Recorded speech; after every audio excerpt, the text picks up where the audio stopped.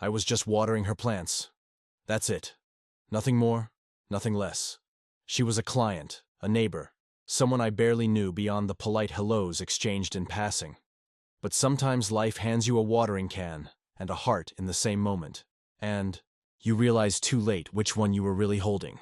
Before we jump back in, tell us where you're tuning in from, and if this story touches you, make sure you're subscribed, because tomorrow I've saved something extra special for you. The first time I walked into her apartment, it smelled like lavender and old books. Not in a bad way. Just that kind of faded charm that tells you someone lives here who actually reads paperbacks and leaves candles burning even when she's alone. The kind of woman who plants herbs in teacups and alphabetizes her spices.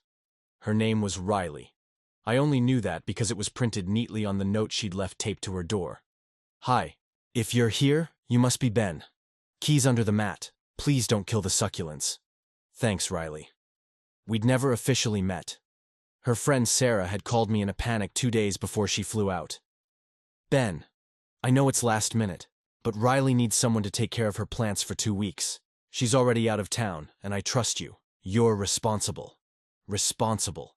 That's the kind of label you earn when you're the guy who pays rent on time, returns shopping, carts to the corral, and doesn't sleep with his friends' exes. That's me. Steady, reliable, slightly boring Ben, so I agreed.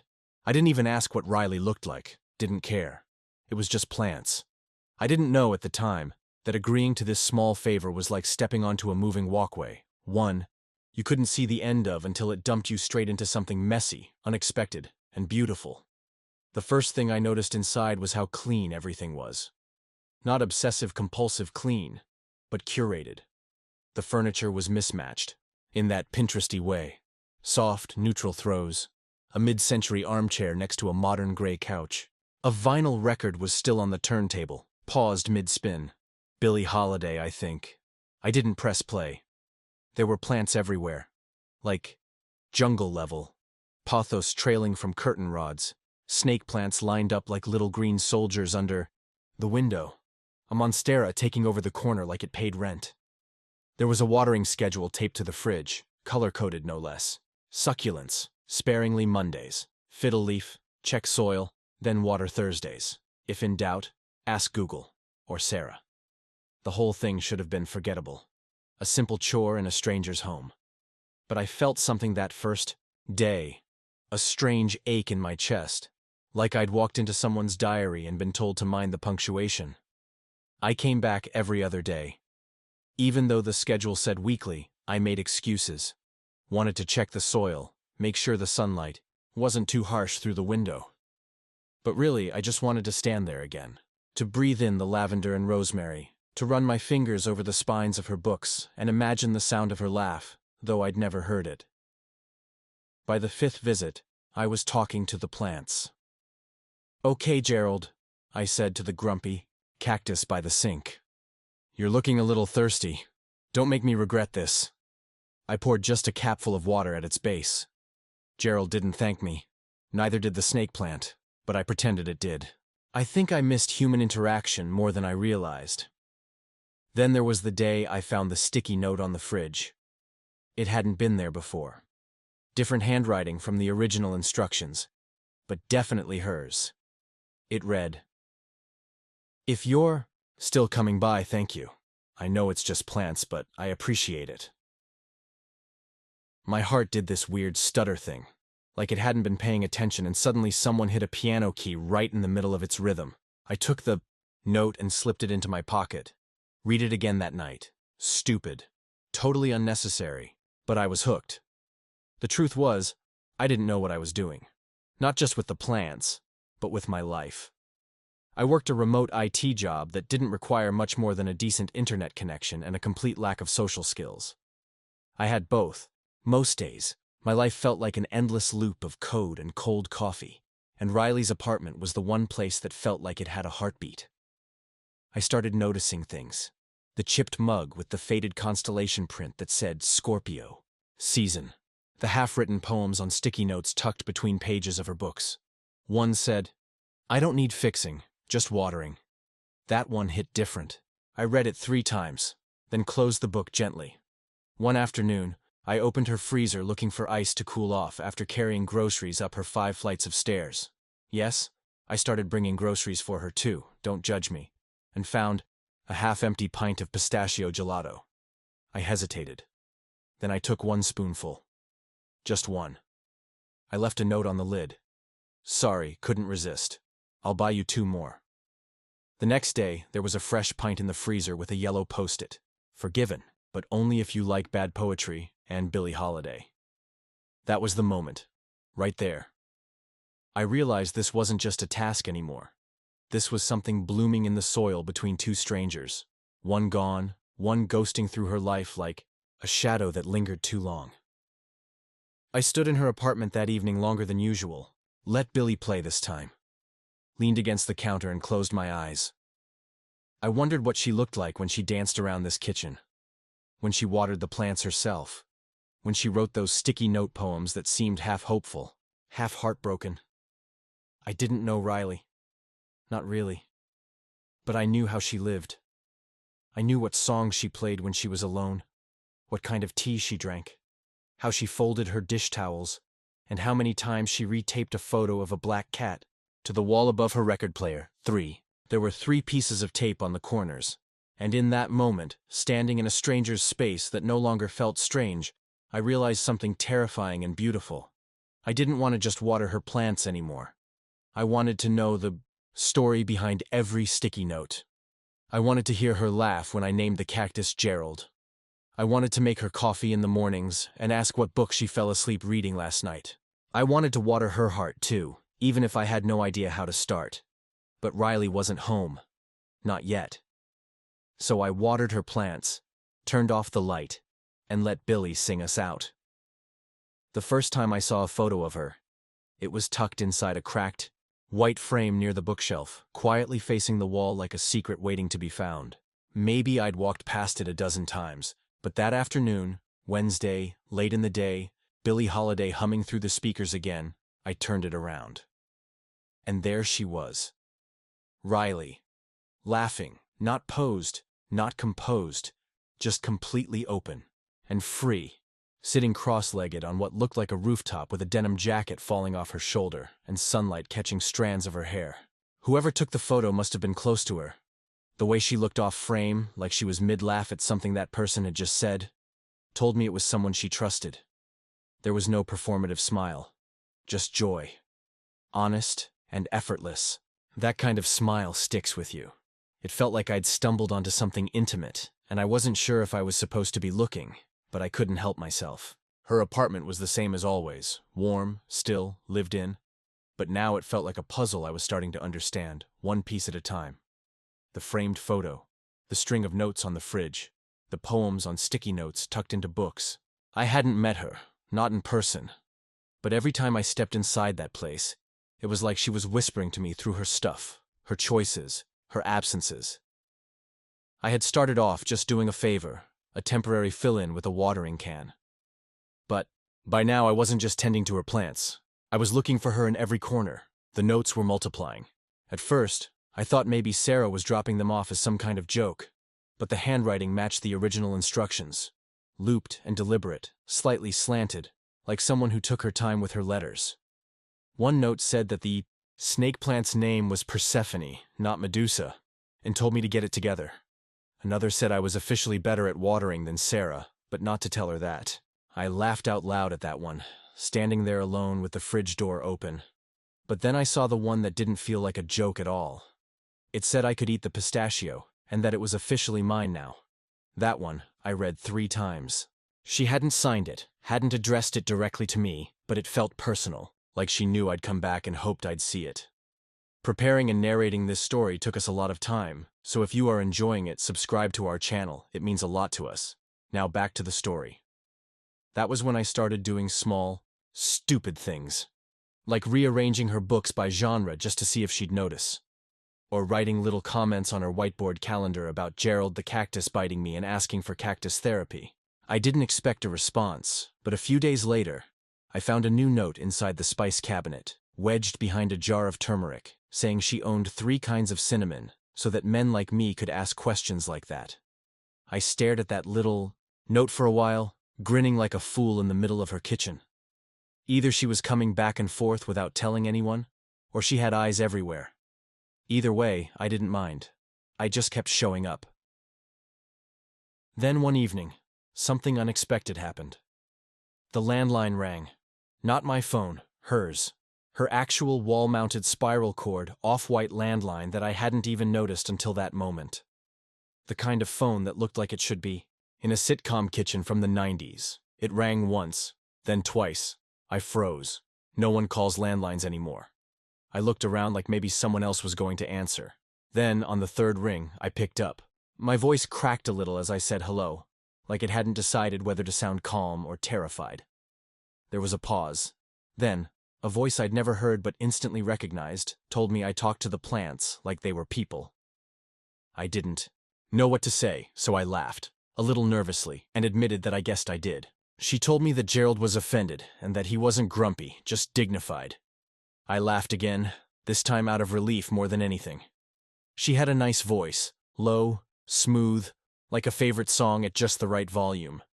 I hadn't imagined that part yet, what she'd sound like. And now I didn't want her to stop talking. I told her I'd apologize to Gerald personally. There was a pause on her end, but it wasn't uncomfortable. It felt familiar, like we were already mid-conversation from days ago, just picking it up again. She said she was sorry for the sneak attack, that she didn't know how else to say, thank you. I told her she'd left a note. She said it didn't feel like enough. I wanted to ask 100 questions. Why she'd been gone. Why she hadn't told Sarah she was back. How long she'd been home without telling anyone. But I could hear something in her voice. A kind of softness edged with exhaustion. She wasn't ready to talk about all of that. Not yet. So I asked if she was okay. She didn't answer right away, and then she said not really, but that she was getting there. That was all I needed to hear. I didn't need to push. Whatever she was carrying, it was enough that she'd let me in for even a minute. That call lasted maybe 10 minutes, but it stayed with me longer than most conversations I'd had in months. Before she hung up, she said thank you, and she said my name. The way she said it, slow, intentional, it did something to me. Like she'd marked it, tucked it in her back pocket for later. It wasn't just gratitude. It was recognition. Like she saw me now. Really, saw me. The next day, there was an envelope waiting on the counter, folded neatly, sealed with a tiny heart sticker, like something from high school.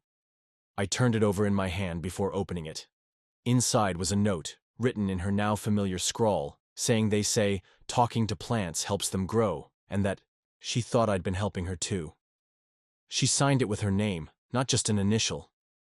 Riley. I didn't know how to describe the feeling that settled in my chest reading those words. Not joy exactly. Not excitement. Something deeper. Something that said this is the beginning of something. Something good. Something I didn't see coming but maybe had been waiting for without knowing it. I slipped the note into my wallet and stood in her apartment for a while, not moving. Just breathing in the lavender and the quiet. And the ghost of her voice, on the landline. Something had shifted. The space felt different now. Less like a borrowed room and more like an invitation. Like maybe I hadn't just stumbled into her life by accident. Maybe I'd been exactly where I was supposed to be all along. It had been 3 days since the phone call. 3 days since I'd heard her voice and tucked the note she left into my wallet like it was something sacred. The days felt heavier. Now, not in a burdensome way, but more like a sense of gravity had settled in. Before, it was just about the plants. Now I found myself waking up and looking at the time, wondering if I was late to her apartment even when I wasn't due to check in until the afternoon. It was no longer a chore, not even close. It had become something I looked forward to with a ridiculous kind of anticipation. The sort of feeling I hadn't had since I was a kid, and knew there were presents waiting under the tree but wasn't allowed to tear into them just yet. Something inside me had shifted, and I didn't have the vocabulary to explain it, but I could feel it in my bones every time I stood in her doorway and turned the key. When I entered her apartment again, the light was different. Late afternoon, sun stretched long shadows across the hardwood floor, and dust floated in the air like flecks of gold. The plants looked greener, like they somehow knew she'd spoken to me. I stood in the doorway a little longer than usual, letting the silence fill me up. It was a beautiful kind of quiet, the kind that doesn't ask questions or demand anything, the kind that just lets you breathe. The record player was off this time, the needle resting silently in place. I walked to the window and looked out. The street below buzzed with life, but up here it felt like a different world. I watered the plants carefully, more carefully than I probably needed to. I took my time checking each one. I pressed my fingers into the soil, turning it gently, talking to them like I always did. Gerald, Persephone, the ivy trailing down from the bookshelf, each one had become familiar, like old friends I checked in with.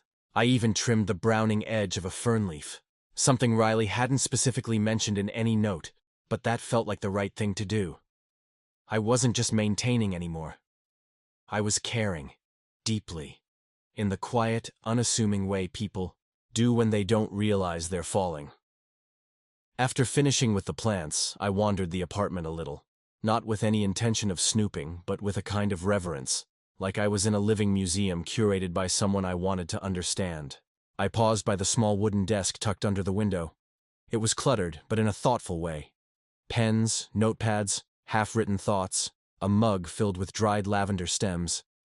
There was a tiny framed photo of a cat I assumed was hers, the same one from the picture above the record player, now held in place with 4 pieces of tape instead of 3. I smiled at that, imagining her noticing the loosened corner and fixing it. She was here again, or had been, and that realization brought a pulse of something warm and electric into my chest. I sat on the cushioned window seat, something I'd never done before. It felt like sacred territory, her spot, the place where she probably sat with a cup of tea and a book in her lap while the city hummed outside. I leaned my head back against the wall and closed my eyes for a moment. The apartment smelled like rosemary and something citrusy, like she'd burned a new candle before leaving. I wondered where she was now, whether she was listening to the same songs in some other room or walking through a different city thinking about her plants, thinking about me. There was no new note today, and I tried not to let that bother me. Maybe she hadn't had time. Maybe she'd run out of sticky pads. Maybe it was deliberate. I couldn't read too much into it. Still, I found myself checking the fridge twice, and then the spice cabinet, and then under the record player, just in case. Nothing. The silence didn't feel empty, though. It just felt like waiting. And waiting for someone means something. It means you care enough to hope. Before I left, I took a postcard from my bag. I'd bought it at the tiny bookstore near my apartment that still sold handwritten cards and had a rotating stand of watercolor prints. This one had a painting of a watering can and a windowsill filled with blooming plants. I hadn't planned to do anything with it when I bought it. I just saw it and knew it reminded me of her. I pulled out a pen and wrote a single sentence on the back. Not poetry. Not anything profound. Just a truth that had been sitting quietly in my chest for days. It's easier to breathe when I'm in your apartment. I didn't sign it. I didn't date it. I just left it on the window seat where she'd find it. Maybe that day, maybe the next. And then I left, closing the door gently behind me like I didn't want to wake anything up. Back in my own apartment, everything felt dimmer. My plants, of which there were only 3, looked smaller somehow, less alive. My couch didn't feel as soft. My walls felt closer. I thought about calling her, but I didn't know if that would be too much, too soon. We'd had one call, a handful of notes, and a connection that lived more in glances and gestures than in any official declaration. I didn't want to spook it. Whatever this was, it was delicate, like her favorite plant, somewhere between needing the sun and fearing too much of it. I went to the kitchen and made myself tea, the way I imagined she would. I added honey, which I never usually did, just because I'd seen a jar of it in her cupboard. I sat by my own window, but it didn't feel the same. My window faced an alley and a fire escape and nothing else. I sipped slowly and thought about the note she'd left sealed with the heart sticker. I remembered the sound of her voice saying my name. The way she'd said she wasn't okay, but she was getting there. That felt like an open door, one she hadn't fully walked through but hadn't shut either. That night, I left my phone on the pillow next to me. It didn't ring. No texts, no notes. But when I finally fell asleep, I dreamed I was back in her apartment, sitting on the floor beside the monstera, her cat curled up in my lap even though I'd never seen it in real life.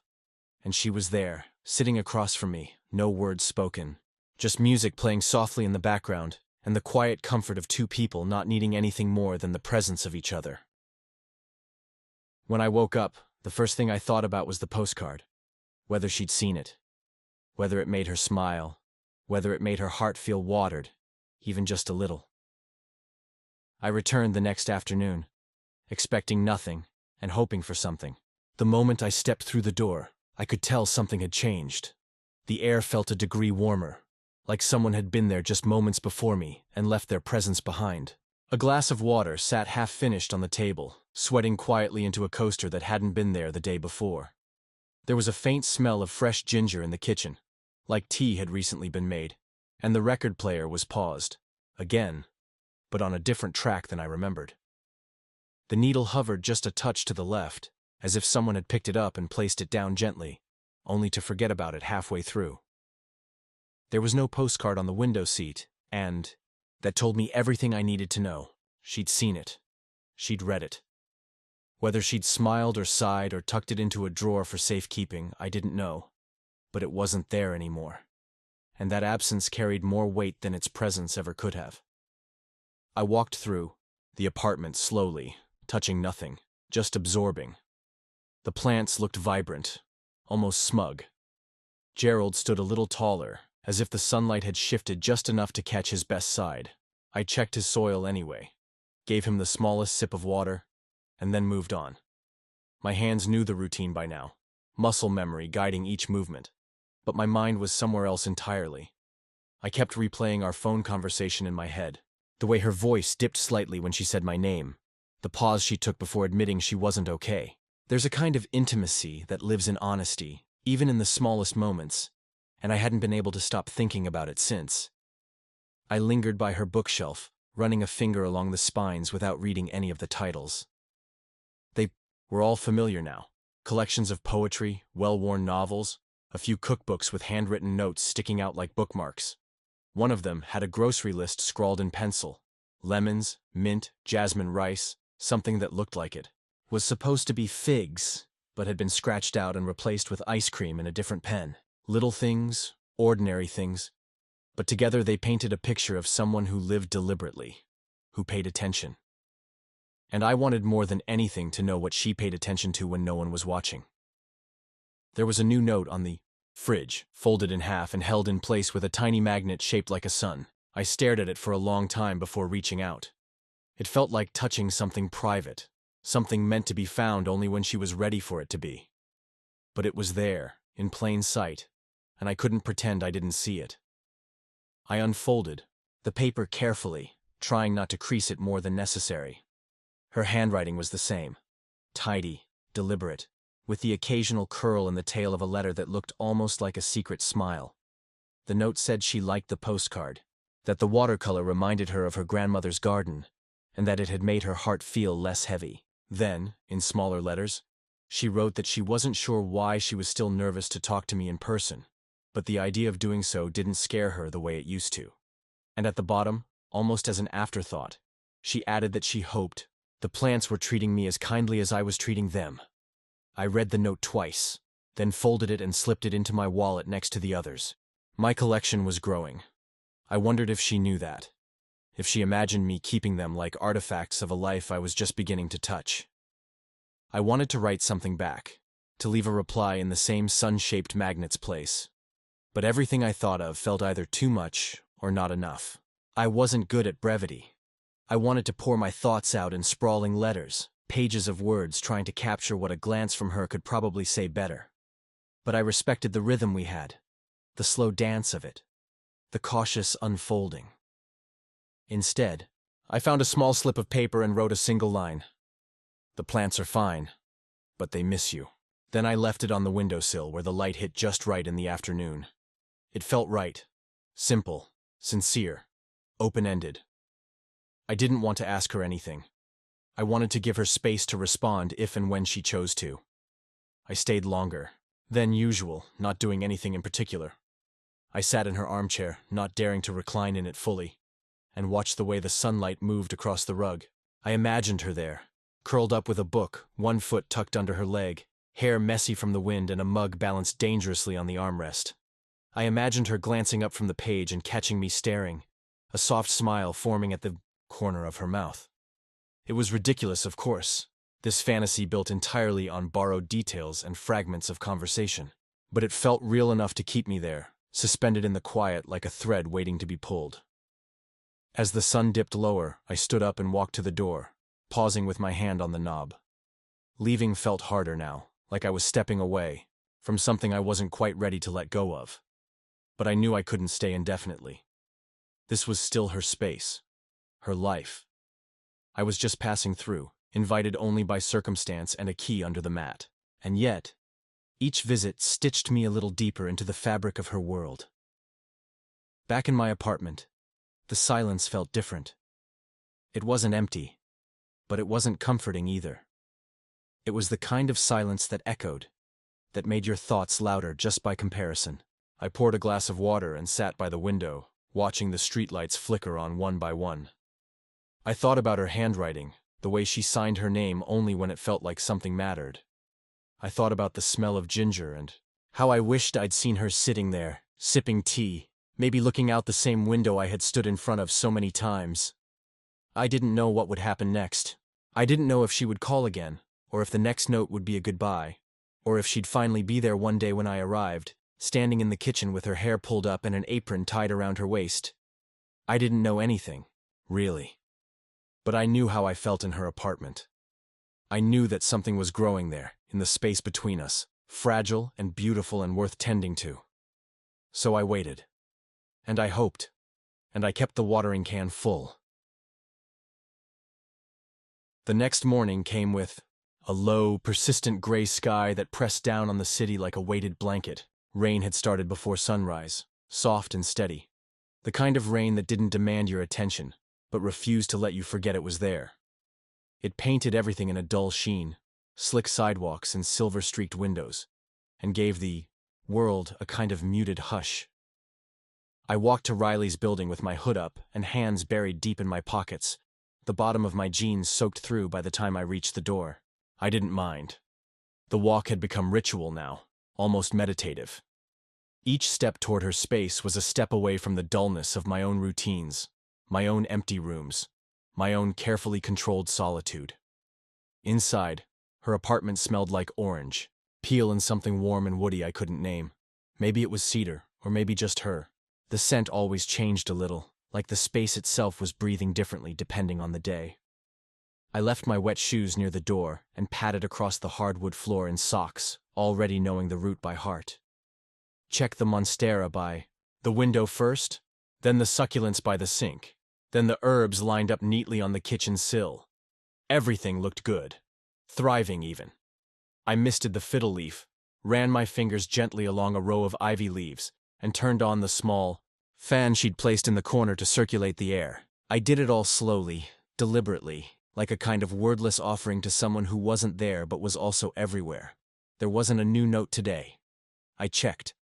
I didn't expect one, but I checked anyway, because hope is a habit that forms quietly and resists breaking. The slip of paper I'd left on the window was still there. Maybe she hadn't been back yet.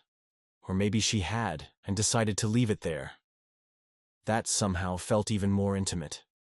The idea that she'd read it, smiled and chosen to let it stay. As if she liked seeing my words in her space as much as I liked seeing hers. I sat on the window seat again, pulling my knees up and resting my head against the cool glass. Rain traced soft trails down the outside of the pane, and the city below looked blurred and slow, like a painting left out in the weather too long. I watched umbrellas move like beetles over the sidewalks, darting and hesitating and dodging puddles. I imagined her down there, coat unbuttoned, probably carrying some odd-shaped paper bag filled with fresh bread or flowers she had no plans for. I imagined her walking without rushing, letting the rain soak into her, letting it baptize her into whatever phase of healing she was trying to reach. The idea made me ache in that strange, good way that only happens when you miss someone you've technically never had. I started noticing the things she didn't say, not just in the notes she wrote, but in the way she curated her space.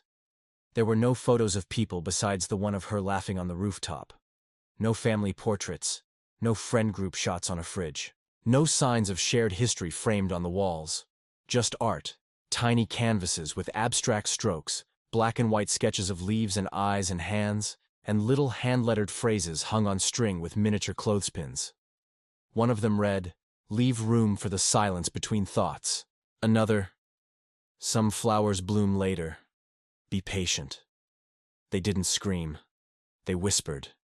Everything in her apartment whispered. And I was listening. I opened a book at random on her shelf. It was a collection of essays about solitude, pages creased and dog-eared, with pencil markings in the margins. One line was underlined 3 times. There is a kind of strength in the willingness to sit with your own emptiness. I closed the book gently. Not because it made me uncomfortable, but because it felt too honest, like something I wasn't ready to answer in myself. By mid-afternoon, the rain hadn't let up. I made tea in her kitchen, using one of her ceramic mugs, the one with the chipped rim and the faded constellation design. I figured she wouldn't mind. She'd given me the pistachio, after all. I sat with the tea by the window, letting the steam curl up into my face, and wondered what she was doing. Whether she was curled up somewhere with her own mug, reading the same book, thinking the same thoughts. Whether she was writing a poem, on a napkin or scribbling in the margins of some notebook I hadn't found yet. Whether she ever thought about me the way I was starting to think about her, in quiet bursts and full sentences, in imagined conversations and half-finished dreams. When it was time to leave, I lingered by the door longer than I should have. I looked back at the room like it was someone I loved but wasn't ready to say goodbye to. I didn't lock the door right away. I held the knob in my hand and let the moment stretch out. Then I did what I always did. I pulled it closed gently, as if anything louder might shatter the delicate thing growing between us. That night, my apartment felt colder than usual. I made the same tea, but it didn't taste the same. I tried reading, but every word felt like filler. I sat at my own window, watching the rain shift from steady to sudden, from soft to sharp, and wondered how it was possible to feel so connected to someone I'd spoken to only once. But it wasn't just once. It was 100 silent conversations held through notes and shared spaces, through care and observation, through the act of simply showing up. That had to count for something. That had to mean more than just coincidence. As I got ready for bed, I glanced at the stack of notes tucked neatly into the drawer of my nightstand. I didn't read them again. I didn't need to. I knew every word by heart now. I reached over and turned off the light, listening to the rain against the window. And for a moment, just before sleep came, I imagined her sitting in her own room, lights off, listening too. Not alone. Not anymore. The next time I went to her apartment, the key didn't feel cold in my hand the way it usually did. It was a strange detail to notice, but it struck me as I held it, walking up the narrow stairwell with its peeling paint and familiar creaks. Maybe it was the warm spell that had broken through the week of rain, or maybe it was just the way everything in my life lately had started to feel a little less stark. I slid the key into the lock and turned it, as I always did, slowly and with a kind of reverence, like the door itself was an entrance not just to a home, but to a feeling I was starting to trust more than I understood. When I stepped inside, the sunlight hit me first. It poured through the windows in golden sheets, warm and thick, illuminating specks of dust in the air and casting long shadows on the hardwood floor. It made everything look softer, more alive. The plants reached for it greedily, leaves tilted upward like worshippers, and I stood there for a full minute before moving, just letting the quiet wrap itself around me like a blanket I didn't know I needed. She had been here. I didn't need proof. I felt it. But there were signs anyway. A scarf draped over the back of the couch, still holding the curve of her shoulders. A spoon left on the counter beside a tea-stained mug. The scent of her. Not perfume, not soap, but that quiet combination of citrus and warmth that always hung in the air after she'd been close. I walked past her things slowly, not touching, just acknowledging.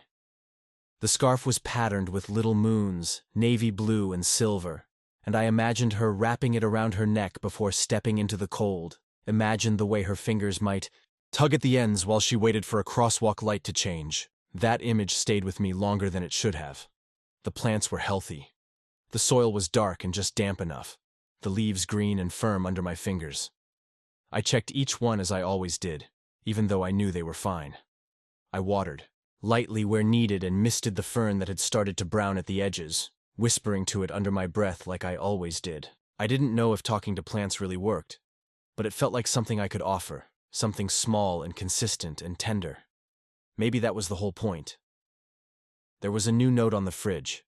I hadn't seen it right away, probably because the light had drawn my attention elsewhere. It was tucked behind the same sun-shaped magnet, folded in half, the edges slightly curled like she'd written it quickly and left in a hurry. I opened it slowly, already bracing for how her words would land. They always did. Softly, then deeply. She wrote that she'd seen the note I left on the window and that it made her smile more than she expected. She said she didn't realize how much she missed hearing her space come alive until she stepped back inside and felt it humming again. She said it was different now, in a good way. Like someone had opened a window she didn't know was stuck shut. Then she wrote something I read twice. Not because I didn't understand it, but because I did. She said the thing about absence is that you don't always notice its shape until something fills it. And that lately, her apartment didn't feel empty anymore, even when she was alone. I folded the note with careful fingers and tucked it into my pocket without a word. I didn't need to write back, not right away. She'd know. Or maybe I just needed to sit with it, let it settle into my chest the way her words always did, carving out space without asking for permission. I didn't want to answer too fast. I didn't want to move too fast. Whatever this was, it was still blooming, and I didn't want to rush it. I moved to the window seat and sat down, resting my palms against the cushion like it might give me some answer. The sky outside was clear, a pale blue stretching wide and endless above the rooftops. Down on the street, people passed in hurried pairs and distracted solo strides, living lives I would never know. But here, in this small, sunlit apartment, everything felt held, still, waiting. I turned slightly and looked at the little picture frame again, the one with her laughing on the rooftop. I'd seen it so many times by now, it felt like an old friend. But this time, I noticed something new. A second shadow, just at the edge of the frame, barely visible, like someone had been sitting beside her and leaned away just before the photo was taken. It struck me with a kind of quiet electricity. Not jealousy, not curiosity exactly, but a reminder. She had a life before this. People. Moments. Shadows I didn't know. But that didn't scare me. If anything, it made me feel honored to be stepping into a life already in motion. It made whatever we were building feel more real. Before I left, I straightened a few things, replaced the dish towel on the oven handle, realigned the books I'd knocked off center last time I browsed them. It felt important to leave things as I found them, or maybe just a little better. That was the role I had taken on, quietly and without request. Caretaker, not just of plants, but of the quiet places in someone else's world. As I locked the door behind me and walked down the stairs, the warmth from the sun stayed with me. It clung to my skin even as I stepped into the cooler air of the hallway, as if her apartment had imprinted itself on me. And maybe it had. Maybe I was carrying it with me now. Her light, her stillness, her slow and steady unfolding. Maybe that was the shape her absence had taken in my life. A space I didn't know was empty until she began filling it, one note at a time. The day I returned again, the sky was the kind of dim that didn't care whether it was morning or evening. The light came in thick and gray, softening the outlines of everything, making the city feel quieter than it was. It had been 2 days since her last note, and something about the silence felt less like an absence and more like a breath being held. I didn't rush to her door, but I walked with purpose, as if each step brought me closer to something I didn't yet have the courage to name. By the time I reached her building, I already knew I was hoping for something more than a scribbled message or the brush of her scent on a forgotten scarf. I was hoping for her, not a trace of her, not a whisper of her, in the room, real and breathing. When I opened the door to her apartment, I stopped just inside the frame, not moving, not even to close it behind me. For a second, I thought the space was empty, the same stillness folded over everything like usual. But then I saw it. A single chair pulled away from the kitchen table, angled slightly toward the window, like someone had been sitting there and stood up not long ago. The mug beside it was still warm, thin steam curling up from the surface and catching the light. My heart knocked once, heavy and hopeful. I took a step in, then another, letting the door click closed behind me with its usual soft thud. She wasn't there. Not in the kitchen, not in the living room, not even in the bathroom, which I checked, with a kind of breathless shame. But her presence was everywhere, closer than usual, closer than it had ever been. The lights were on but dimmed, low enough to let the outside light do most of the work. A record sat on the turntable, paused right at the beginning, needle not, even dropped. I didn't touch it. I couldn't. It felt like she'd cued it for a moment that hadn't arrived yet, like she was saving the first note for a particular breath or word or glance. The plants didn't need water. They stood tall and satisfied, as if she'd taken care of them herself this time. And maybe she had. I liked that idea. Her coming back in, tending to them the way I had, running her fingers through the same soil I touched, whispering the same things I did. I imagined her kneeling by the pots, brushing her hair out of her face with the back of her hand, humming to herself. I wondered if she said my name aloud when she was alone, the way I sometimes said hers, just to see how it sounded in the room. I made tea in the kitchen, more out of instinct than desire. Her tea bags sat in their usual place, neatly stored in a little wooden box with dividers. I picked the one she always seemed to favor, ginger and lemon, and poured the hot water into the same mug I used last time, the one with the faded constellations and the chip on the lip.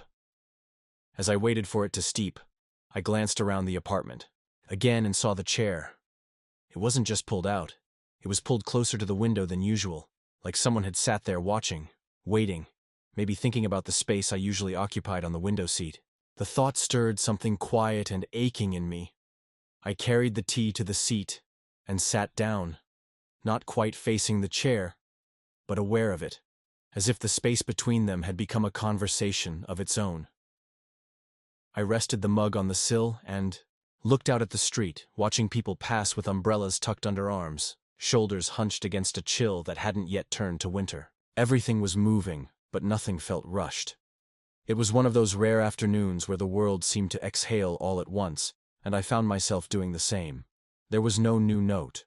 Not on the fridge, not in the cabinet, not under a book, or behind the spice jars, but the entire apartment felt like one. Every detail. Her shawl draped over the arm of the chair, the tea kettle still slightly warm, the faint echo of footsteps in the floorboards, felt like words she hadn't written but had left all the same. She had been here. She might have just missed me. Or maybe she hadn't missed me at all. Maybe she'd been close, very close, and had simply chosen not to stay. The possibility didn't hurt the way I thought it might. Instead, it stirred up a new kind of longing. Not the desperate, reaching kind. A quieter, more patient one. The kind that doesn't beg, but waits. The kind that knows something worth growing takes its time. I stayed longer than usual. Let the tea grow cold beside me. Let the quiet deepen around my thoughts. I didn't need a note this time. Not really. The pulled-out chair was enough. It told me what I needed to know. That she was thinking of me, too. That she knew where I sat. That maybe, just maybe, she was starting to understand that this was more than just a favor. That this was turning into something else. Something neither of us had asked for, but neither of us could seem to turn away from. When I finally stood to leave, I didn't straighten the chair. I left it where it was, a silent invitation, a held breath. I left the chipped mug beside the sink and the lights exactly as I'd found them. I wanted her to feel my presence the way I felt hers, subtle, respectful, unmistakably there. As I walked out and locked the door behind me, I didn't feel the familiar ache I usually did. I felt something closer to certainty. Not the kind that needs promises or answers, but the kind that lives in moments. In chairs pulled closer. In tea, left unfinished. In spaces that slowly, wordlessly, become shared. It had started to become harder to leave her apartment. Not just because I wanted to stay longer, which I did, or because it felt more like home than my own place ever had, which it absolutely did, but because every time I walked in, it felt like I was walking deeper into something unspoken. Something fragile and forming. The lines between me and her, visitor and inhabitant, stranger and maybe something else, were starting to blur. And instead of resisting it, I found myself leaning in, letting it happen, letting her presence, absent but never really gone, settle deeper into the parts of myself I usually kept closed off. There's a quiet kind of gravity to places that hold pieces of someone you care about, and her apartment had become that gravity. This time, I brought something with me. Not a gift exactly, and not a message either. Just something I hoped she'd notice. It was a paperback book, a favorite of mine.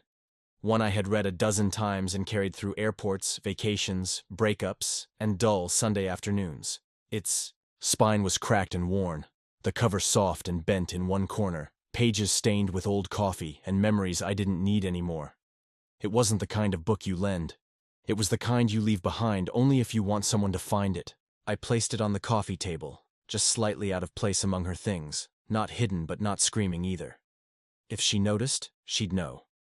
If she didn't, it wouldn't matter. But I needed to leave a trace of myself behind that wasn't just a teacup or a watered plant or a hastily written note. I needed to give her something that carried a part of me, silently. The plants were thriving, as usual. Gerald was starting to bloom in that slow, stubborn way only cacti know how, stretching upward in small, deliberate defiance. The trailing ivy near the bookshelf had begun to wrap around the curtain rod, and I made a mental note to bring a new hook next time to support it. I didn't want to cut it. I wanted to help it climb. Every time I tended to her plants, I realized I was learning something about her. She liked things that took time. Things that didn't scream for attention. She loved the slow bloom, the quiet resilience, and maybe that was why she hadn't said more, hadn't called again, or left another note. Maybe she was watching to see if I'd keep showing up without being asked to. The scarf from before was gone. So was the mug. The chair, however, was still, pulled close to the window. It hadn't moved an inch. That detail alone made my chest tighten in a way that didn't hurt, but also didn't feel entirely safe. She had cleaned, tidied, shifted. But she left the chair. It felt intentional. A marker. A shared pause. I sat down on the window seat again, like I always did. But this time I turned slightly so I could face the chair. It sat there, empty and full of meaning. I imagined her sitting in it again, knees tucked up, hands wrapped around that same chipped mug, glancing out the window and then, maybe, glancing at me. Not just watching anymore, but seeing. The sky was overcast, not heavy enough to rain, but pale and still. The kind of weather that makes sound feel closer, makes thoughts echo a little louder. I looked around the room and wondered what else she had done. I could sense her fingerprints in places I couldn't point to. The way a stack of books had shifted slightly, the scent of something new, clove, maybe, or cinnamon, lingering faintly in the corners. Her space was breathing again. Not just in the way plants do, exhaling oxygen and soaking up sunlight, but in the way homes do when they're lived in. It made me wonder where she was right now, whether she was thinking about me the way I was, thinking about her, whether her silence was filled with the same weight as mine. I thought about leaving a note, as I always did, but the words felt too slippery. Nothing I could write would hold what I felt. I didn't want to ask anything. I didn't want to declare anything. I just wanted her to know that I was there, still showing up, still listening to the quiet and feeling its shift. So instead, I took a small square of blank paper and drew a single line across it, curved, slow, arcing upward like the stem of a growing plant. No words, just a gesture. I tucked it inside the book I left on the table, halfway through, between two chapters, where the story turned soft and vulnerable. If she found it, she'd know what it meant. Or she wouldn't. But either way, it would be there, like I had been. The afternoon drifted on, slower than usual. I stayed until the shadows began to lengthen, until the light through the windows turned to gold and made the dust in the air shimmer like something holy. Then I stood, not with reluctance, but with calm. There was a strange peace in not needing to do anything else, in not chasing the next moment or message. There was something deeply comforting about the space between silences when you knew someone was sitting in it with you, even if you couldn't see them. I left the apartment exactly as I found it. Chair slightly turned, book newly placed, windows cracked just enough to let in the last breath of afternoon air. When I closed the door, I did it slowly. Not because I was stalling, but because the moment asked for it. Some doors aren't meant to be shut too quickly. They deserve to rest gently in their frames, carrying the sound of your leaving like a promise. Back in my own space, everything felt a little louder. My fridge hummed with more insistence. The ticking of the wall clock grated instead of soothed. But I didn't feel the same ache as before. Not the emptiness, not the hunger. Just the pulse of something that had taken root. It would grow in its own time, without force, without demand. Like Ivy. Like Riley. Like me. The air outside carried the scent of something changing. Not quite the sharp bite of fall yet, but no longer the lazy warmth of late summer either. It was the kind of transitional weather that made everything feel both temporary and important. As if the world was pausing to take a breath before the next season rolled in and carried everything with it. I walked to Riley's building with that feeling sitting in my chest, a quiet rhythm syncing with my steps. The sky was soft, hazy blue with streaks of cloud like someone had run a hand through wet paint. I didn't know what I was expecting anymore when I walked up those stairs. Not a note, not a message, not even a sign, just her. Somehow, in some form. Not even in person, though I wanted that more than I admitted. Just a whisper. Just proof that the thread between us was still intact. When I opened the door to her apartment, the first thing I noticed was the silence. Not the kind that meant emptiness, but the kind that felt deliberate. The lights were off this time.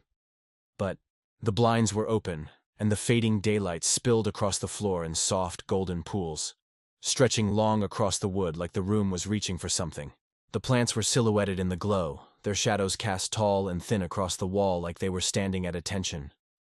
I didn't turn on any lights. I didn't speak. I stepped inside and let the hush close around me, warm and familiar. Something had changed, but not loudly. It was in the placement of things. The pillow on the couch had been fluffed differently. The bookshelf had gained a new title, tucked discreetly on the second shelf. Its spine not quite aligned, as if someone had pushed it in too quickly. The same mug was sitting in the sink, this time rinsed, a few water droplets still clinging to the ceramic. But it was the framed photo that stopped me. The one of her on the rooftop, laughing. It had been moved slightly. Not a big change, just enough to suggest she'd picked it up, maybe looked at it, maybe thought about something and then set it back down. But the angle was off now, and I couldn't stop looking at it. That small shift carried a weight that made my breath catch. She had been here. Not just in the past. Recently. Maybe even minutes ago. I watered the plants without speaking, letting the motion ground me. My hands knew what to do by now, which leaves to lift, which pots to turn toward the light, which roots needed a little more care. The ivy had wrapped even further around the curtain rod, a graceful, determined climb. I gently guided it along the edge, tying it with a bit of soft twine I had brought with me. The act felt almost sacred, as if I were helping it find its way towards something. As if, in doing so, I might help myself do the same. The chair by the window was still there. Still pulled forward, still facing the place where I usually sat. This time, a throw blanket was folded over the backrest, soft and familiar, as if it had been used and then gently returned. I stared at it longer than I should have, heart thudding with something between hope and caution. There was a possibility. I couldn't shake now, that she was timing her visits with mine. Not to avoid me necessarily, but to observe me from the edges. To keep the distance intact, just close enough to feel connection without forcing collision. The thought both hurt and soothed. It told me she cared. It told me she wasn't ready. I sat on the window seat as the sun began to dip behind the buildings, the sky outside now turning to a soft blush of rose and lavender. The air inside the apartment felt a little cooler than usual, the kind of temperature that made you want to tuck a blanket around your legs and hold a warm cup between your palms. I didn't make tea this time. I didn't write anything. I just sat. Let the silence speak.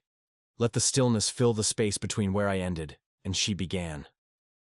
After a long while, I noticed something new. A small envelope, placed neatly beside the record player. My name was written on the front in her looping, careful script. No decoration, no flourish, just 5 letters, quiet and certain. I stared at it, unsure if I was supposed to open it right then, or take it home and let the words stretch out the time between us a little longer. But my fingers moved on their own. I opened it. Inside was a short note, handwritten, no more than a few lines. She said she had started to think of the apartment as being fuller when I was in it. That it felt different in a way she hadn't expected. That the plants seemed happier, the space warmer, and that the chair by the window didn't feel so empty anymore. And then, at the very end, she wrote that she was almost ready to see me again. Not through notes, not through presence and absence, but for real. I read it twice, then a third time. I didn't smile right away. It wasn't that kind of moment. It was too full for that, too wide and deep. Instead, I folded the note slowly, carefully, and tucked it into my back pocket. I stood up and looked around the room one more time, taking in every corner, every light-shadowed edge, every quiet mark she had made, and every one I had left behind. Then I left the apartment in the same soft way I always did, closing the door, like a prayer. Outside, the wind had picked up, tugging gently at the collar of my coat. I walked slowly, hands in my pockets, heart stretched wide inside my chest. For the first time in weeks, I didn't wonder when I'd hear from her next. I didn't need to. She had already said enough.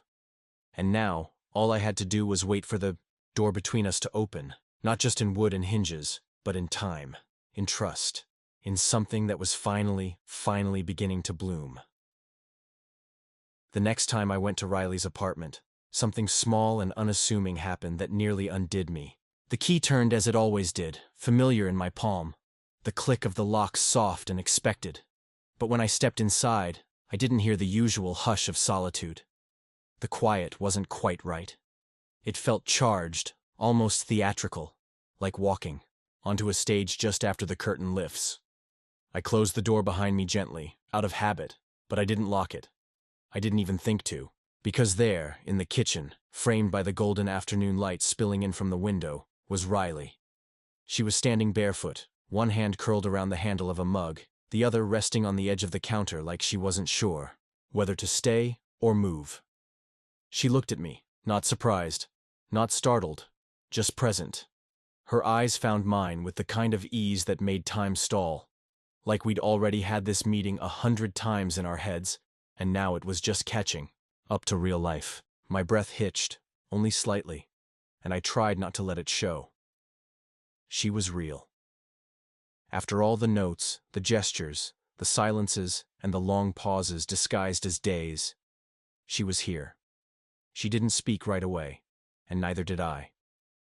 We stood in that warm, unmoving moment, the light casting soft shadows around us, the hum of the city outside like distant applause for something tender we hadn't yet earned. Her hair was tucked up messily, a few strands loose near her temples. She wore a pale sweater with sleeves pushed to her elbows, and her jeans were cuffed slightly at the ankles. She looked exactly like the kind of person who could turn an empty room into something meaningful, and standing there, she made the whole space feel like a held breath. Finally, she moved. Just a few steps toward the table, where a book sat open, the one I'd left behind. My breath caught again. She tapped the edge of it with her fingers, like she was still deciding what it meant. When she looked back at me, something in her expression softened. I still didn't speak. I didn't want to. Not because I didn't have things to say, there were so many I could hardly hold them all, but because I didn't want to break the quiet she had allowed me to share with her all this time.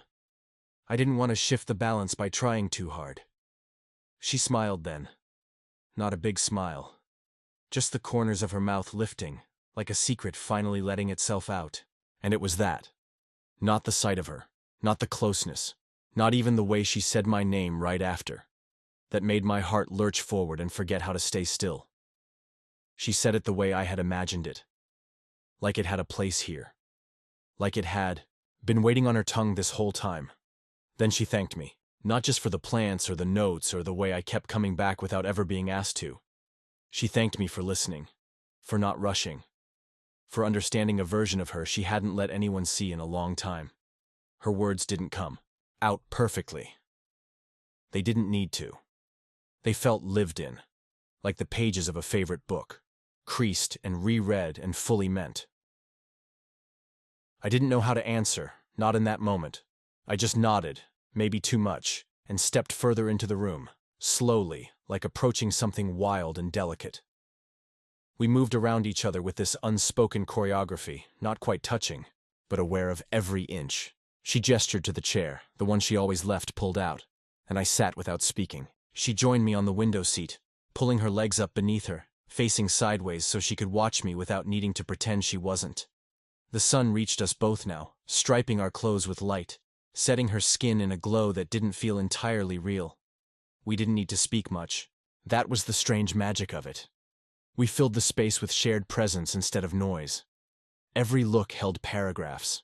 Every silence was a page we read together. When she asked about Gerald, I told her the cactus had finally accepted me, though I still suspected he harbored judgment. She laughed, fully, freely, and I felt that sound settle in my chest like something sacred. Then she asked if I wanted tea, as casually as if I'd always belonged here. And I said yes, because of course I did. While she moved around the kitchen, I watched the way she did everything with care. How she poured water, how she measured the tea, how she moved without rushing. She wasn't performing. She was just being. And somehow that was even more intimate than if she had tried to impress me. We sat by the window with our mugs, the room quiet again but no longer empty. It had taken weeks, maybe longer, for this moment to arrive. And now that it had, we didn't rush it. I told her I'd kept her notes, all of them, that they were tucked away in my drawer at home. She blushed slightly and said she still had the postcard. It was pinned inside the notebook she kept near her bed, tucked beneath a paperclip with other things she wasn't ready to show the world yet. That was when I knew, really knew, that this wasn't one-sided, that I hadn't just fallen into some passing corner of her life, but had been invited in, slowly and deliberately, like sunlight creeping across a floor and finally reaching the spot you always wanted it to touch. When it was time to leave, I didn't want to, but she stood first and walked me to the door. She didn't say anything as I put on my shoes, and I didn't say anything either. I just looked at her, memorized the way she leaned against the doorframe, the way she crossed her arms and tilted her head like she was trying to hold the moment just as tightly as I was. Then she did something small and devastating. She reached out and gently straightened the collar of my coat. Just that. No kiss, no dramatic goodbye. Just a touch that said, I see you. You matter. Come back. I stepped out into the evening air with a heart that no longer knew how to beat the same way it had before. Behind me, the door didn't lock. Not right away. And that was how I knew, without a single word left between us, that she wanted me to return. Not to the plants, not to the silence, but to her. The next morning, everything I did carried a strange, unfamiliar weight. Not heavy, exactly, but dense with meaning.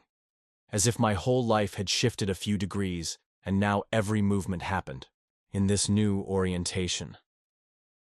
I made my coffee slower. I sat longer in the chair by my own window, the one that used to feel like a decent place to be alone. But now, it just felt like a placeholder, a quiet stand-in for a life that was happening somewhere else. I didn't rush to Riley's apartment. I took my time. I knew I'd be welcome now. And that knowledge was terrifying in the way that only real things can be. It wasn't a crush anymore. Not a passing affection for someone I had built up through half-written notes and traces of her in empty rooms. It was her, in full presence. And she had seen me, not just politely, not just tolerantly, but with intention. That changed everything.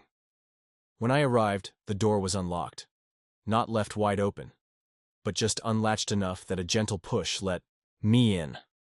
That detail alone hit me harder than I expected. It was trust, coded into the smallest gesture.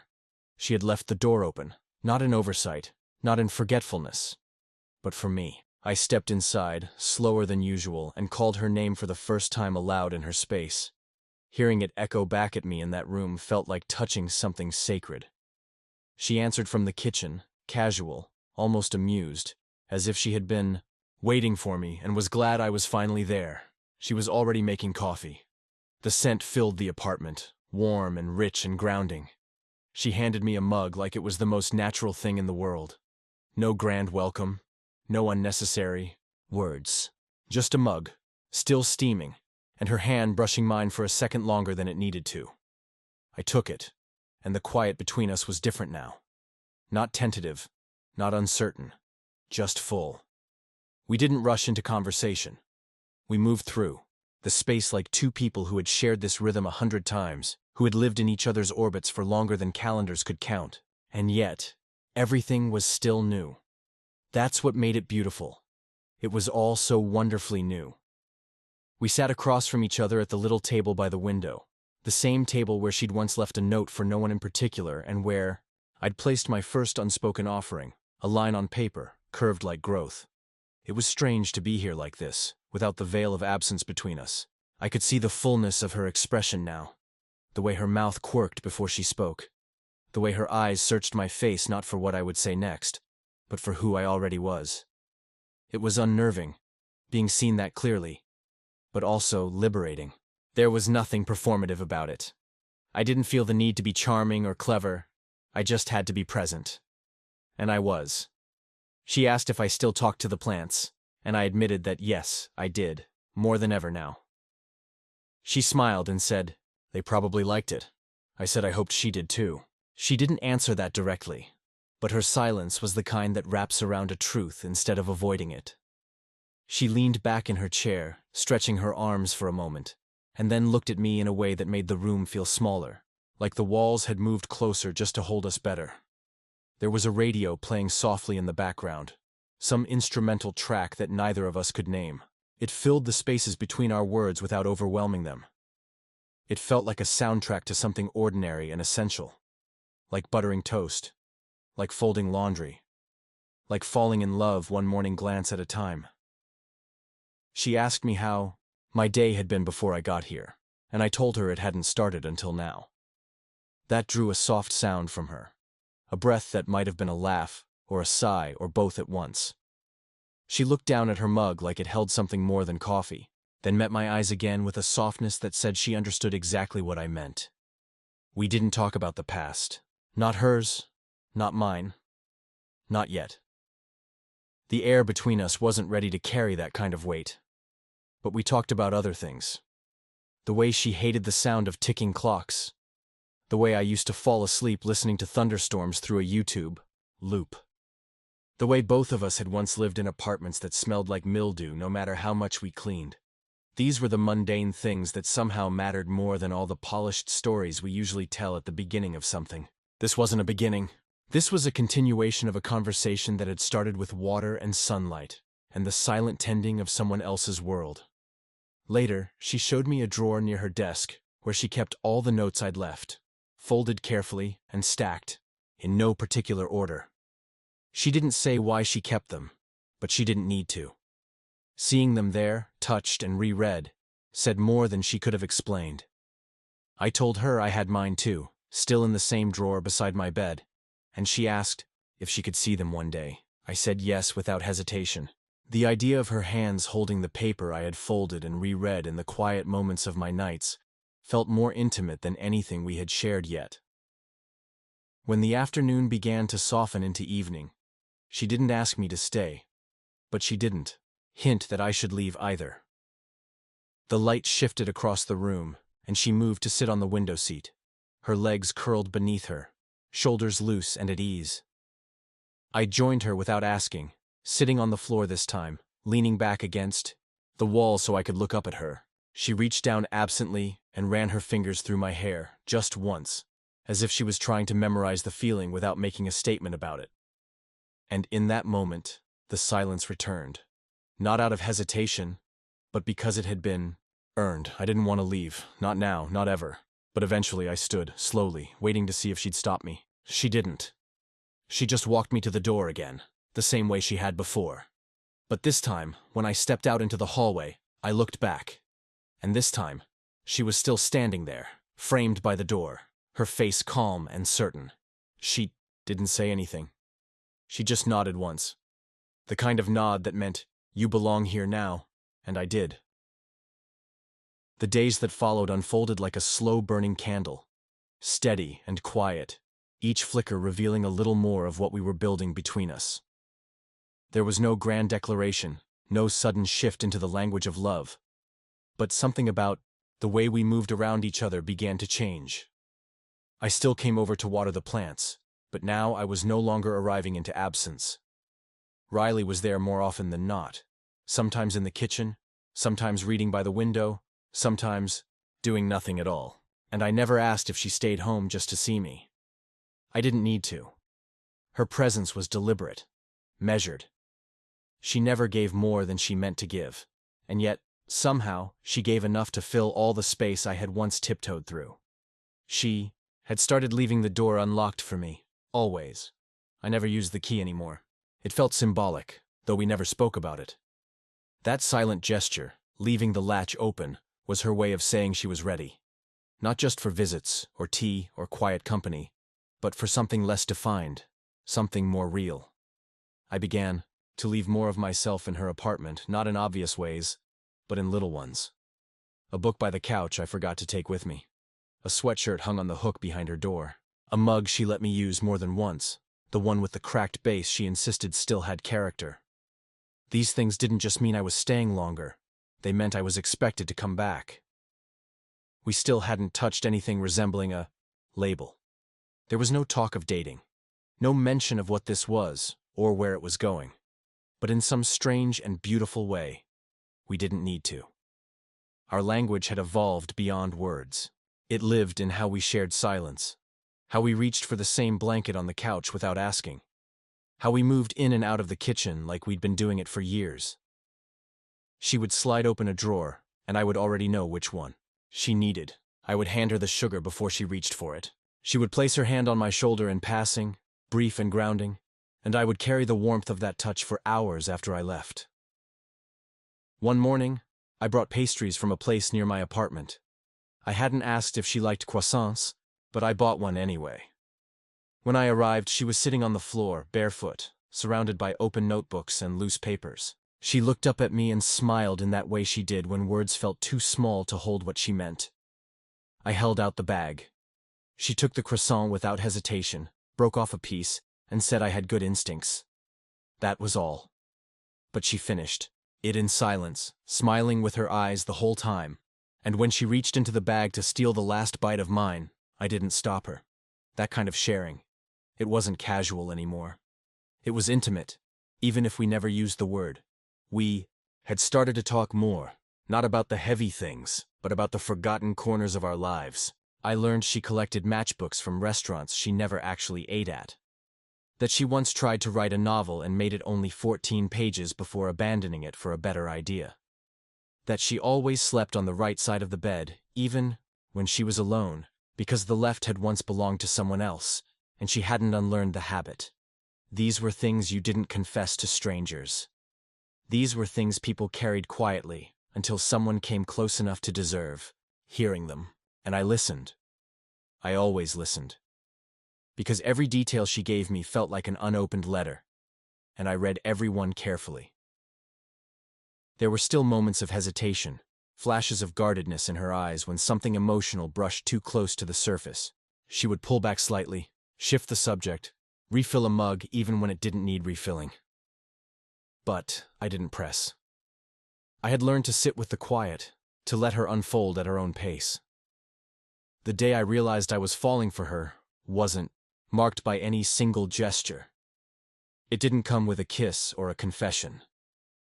It happened while she was trimming the brown leaves from a plant by the window, her brow slightly furrowed, her hands gentle and precise.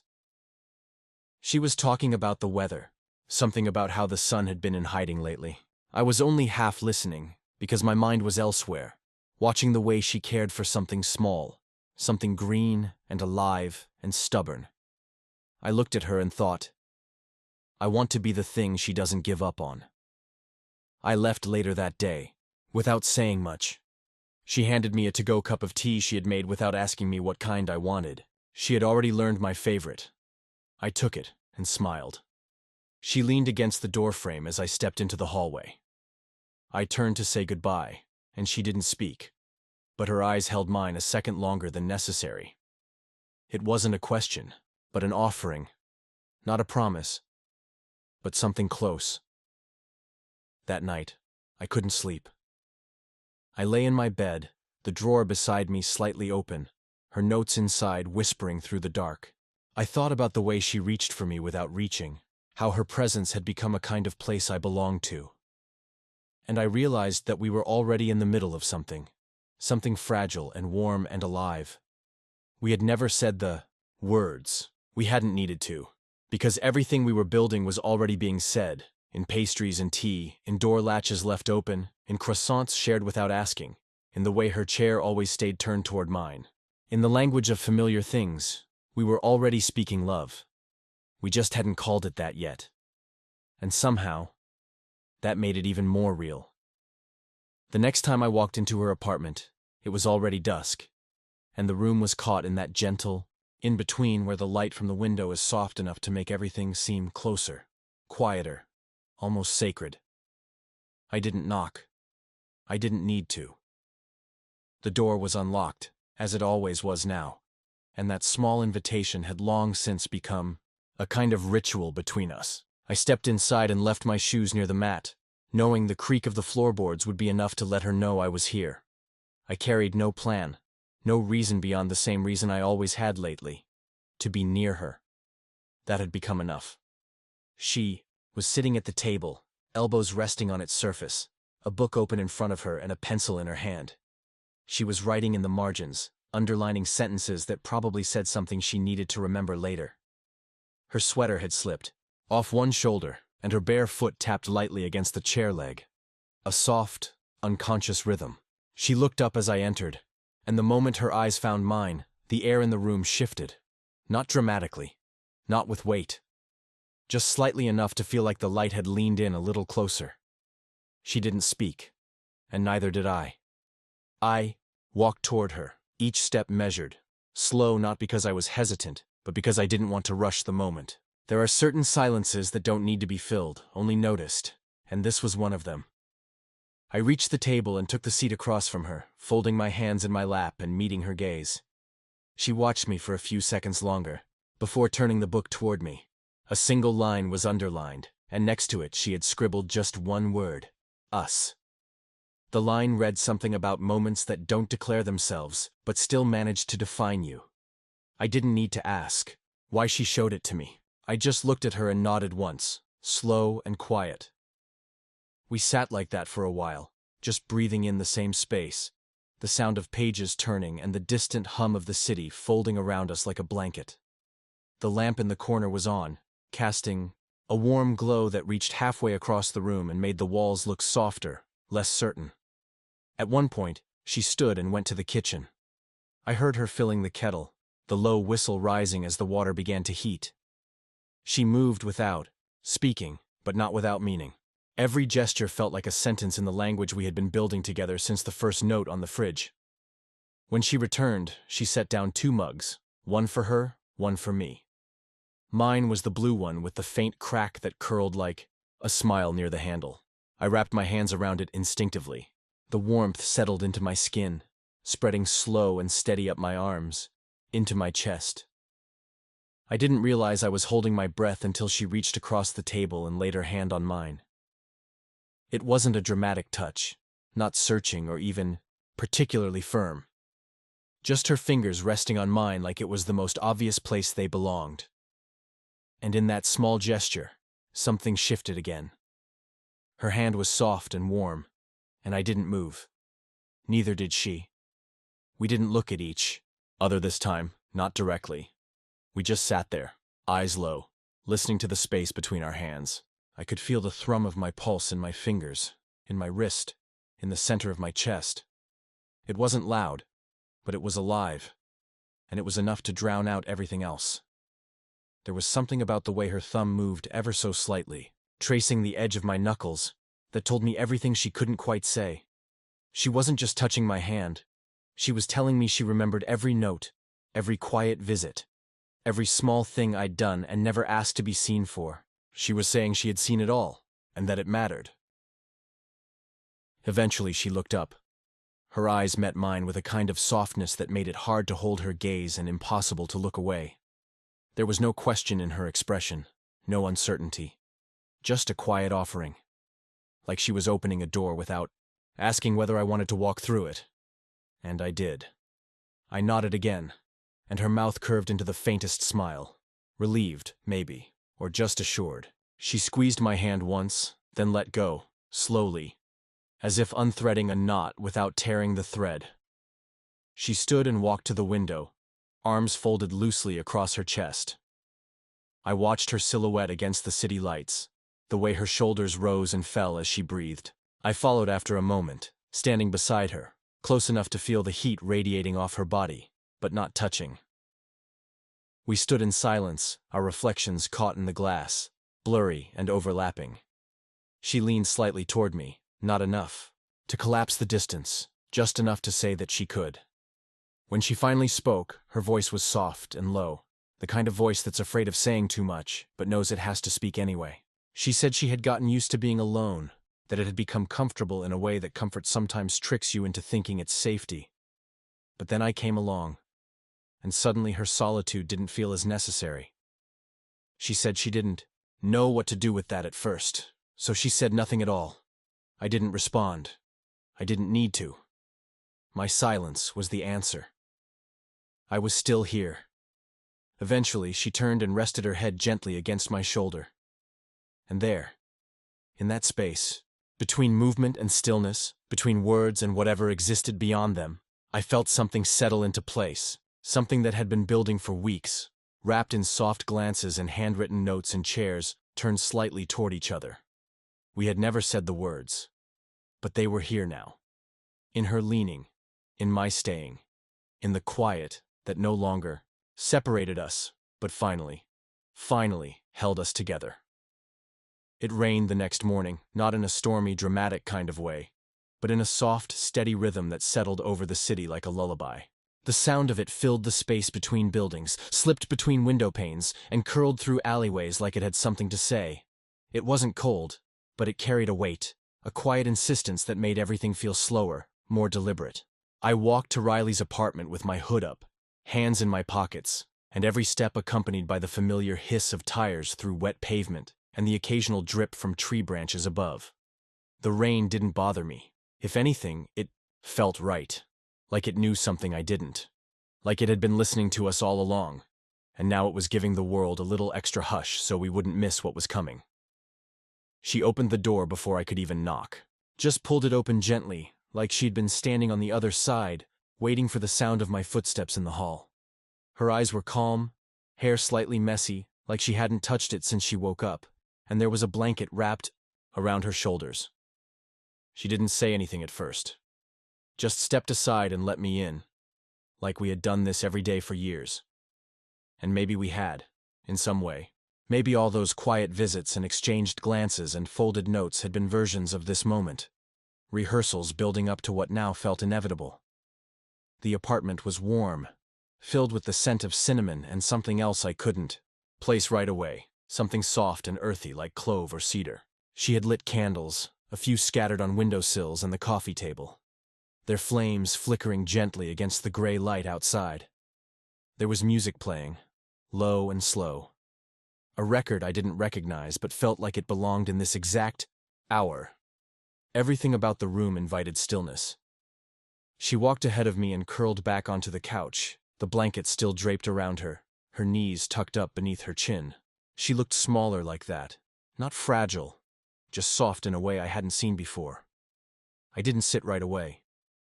I walked over to the plants, half out of habit, half out of nervous energy. They didn't need anything, but I still touched the soil, checked the leaves, let my fingers graze the edge of a pot as if grounding myself to the space that had become more than hers, more than mine. It was ours now, though neither of us had said it. Some truths grow best without words. When I finally sat beside her, She leaned into me without hesitation, resting her head against my shoulder. The blanket brushed my arm, and I could feel the warmth of her body through the soft layers. We sat like that, listening to the rain tap gently against the windows, letting the quiet be more than enough. Her hand found mine beneath the blanket, fingers lacing through without asking. There was something powerful in that small, unconscious motion, like an answer to every question I hadn't been brave enough to ask. She spoke eventually, her voice quiet, the kind of whisper people use when they aren't sure if the words will hold or scatter.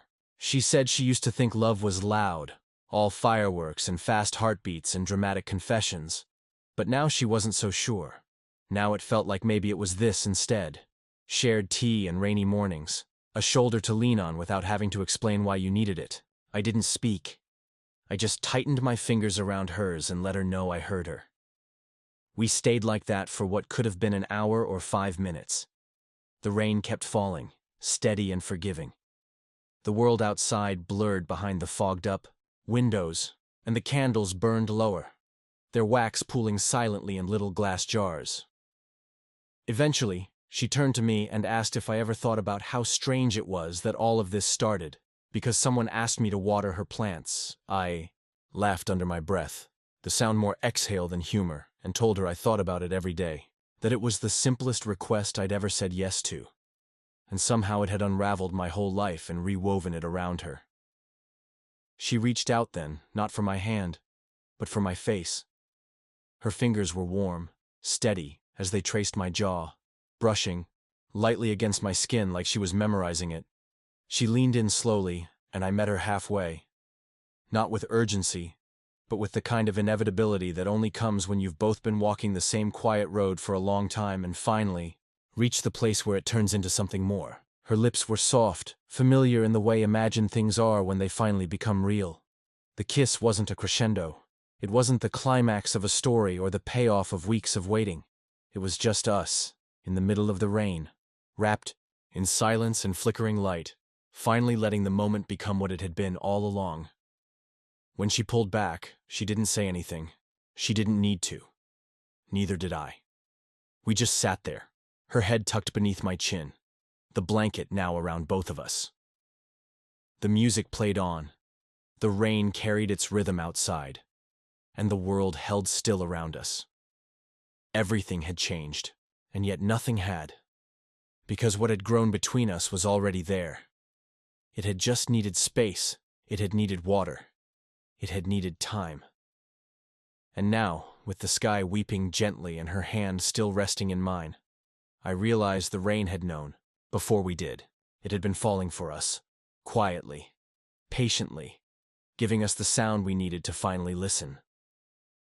The days grew shorter, but the spaces between them somehow felt longer, like time itself had taken notice of what we were becoming and decided to stretch each hour just enough to let us settle deeper into it. The mornings were cooler now, light filtering into the apartment through sheer curtains with a softness that made the world seem quieter than it really was. The city kept moving, as it always did, but inside Riley's apartment, everything had slowed down. There were no sharp edges anymore, no tentative steps. The once fragile presence between us had grown sturdy in its silence, built brick by gentle brick through late afternoon tea, half conversations, lingering glances, and quiet touches that spoke louder than declarations ever could. I arrived that morning without anything in my hands, no tea, no books, not even the intention of watering her plants, though I would end up doing it anyway. I came empty-handed because I didn't need to bring anything anymore. She was the one who had started placing things in my space now. Small things at first, but unmistakable. A scarf I'd once admired, folded neatly beside the window.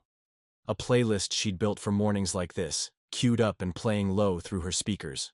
A toothbrush in the bathroom, new, still sealed in its packaging, sitting on the edge of the sink like a silent invitation.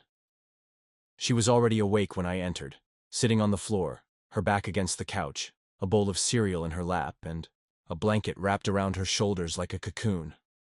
Her eyes lit up when she saw me, not wide with surprise, but with the soft certainty of someone who expected me to walk through that door, and was still quietly glad when I did.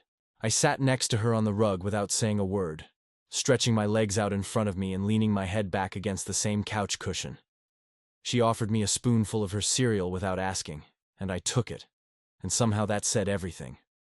There was a different kind of silence between us now. Not the silence of strangers learning how to be in the same room. Not the silence of two people circling the edges of something fragile, afraid to press too hard. This was the silence of familiarity, of presence.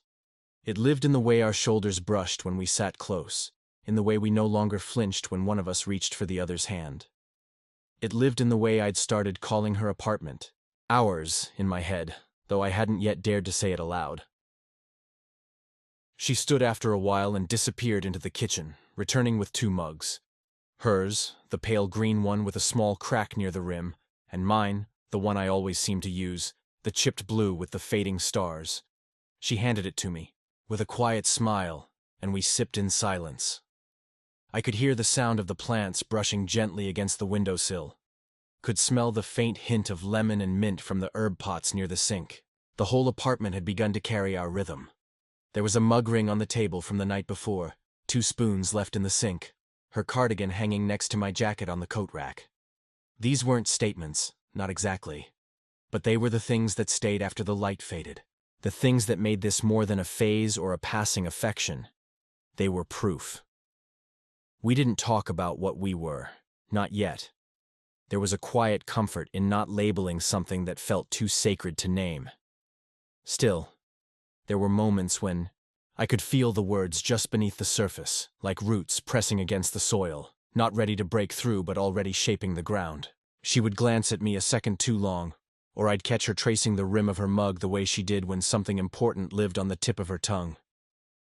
But neither of us forced it. We let the unsaid things stay unsaid because we trusted they'd find their voice in time. That afternoon, we walked to the corner store together. Something so mundane it might have passed as nothing if it hadn't been for the way her hand found mine in the middle of the crosswalk. No hesitation, no need for confirmation. She held it like she had always done it. Like the world made more sense when we were connected in that simple human way. And maybe it did. We bought bread and coffee, and a magazine she didn't end up reading. I carried the bag, and she carried the conversation, telling me about a dream she'd had the night before that didn't really make sense, but made her wake up smiling anyway.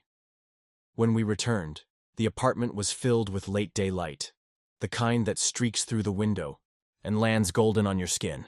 I watched her move through the space, placing the bread on the counter, flipping through the unread magazine, humming a song under her breath. She moved like someone who had found her footing, and for the first time, I realized that I had too. Sat together on the couch with her legs curled beneath her, and my arm resting loosely around her shoulders. She leaned into me, not seeking comfort but offering it. Her breath matched mine, slow and even, and I let my fingers trace slow, meaningless shapes along her arm. Outside, the sky began to turn, colors folding into one another like watercolors on paper. Inside, nothing moved except us, and even that felt like stillness. It was in that quiet, ordinary moment that I understood something fundamental. I wasn't just falling in love with her. I already had. Somewhere between the first time I spoke to her cactus and the morning she poured me coffee without asking how I took it, I had fallen all the way in. And it wasn't loud, it wasn't sudden, it didn't ask for attention, it simply unfolded, like a vine toward sunlight. Like 2 people sitting in the soft weight of something real, saying everything not with words, but with the way they stayed. It was the kind of late afternoon that lingered longer than expected. Like the day didn't want to leave just yet. The light spilled across the hardwood in wide, honey-colored strokes, warming the room even though the air had begun to turn cool. There was a slowness to everything. The movement of the leaves in the open window, the sound of a distant car passing, the way Riley's hair caught the sun as she stood by the bookshelf, turning pages without reading. I watched her without shame, not needing a reason, just letting the sight of her doing something so simple stir the same calm inside me that used to only come from silence. But now, she was the silence I needed. She was the pause between breaths, the quiet that didn't make me feel alone. She looked over her shoulder and smiled when she caught me watching. Not a big smile, Not the kind that demanded anything in return, just a soft one, like she knew exactly what I was thinking and didn't need me to say it. I had been coming here for weeks now, months really, but lately, the air between us had thickened with something more than comfort. It was connection, solid and unspoken. She didn't ask me to stay, not in words, but she always left a place for me. A folded blanket, a second mug on the counter, a book set aside that she thought I'd like. These were her invitations, and I answered every one without hesitation.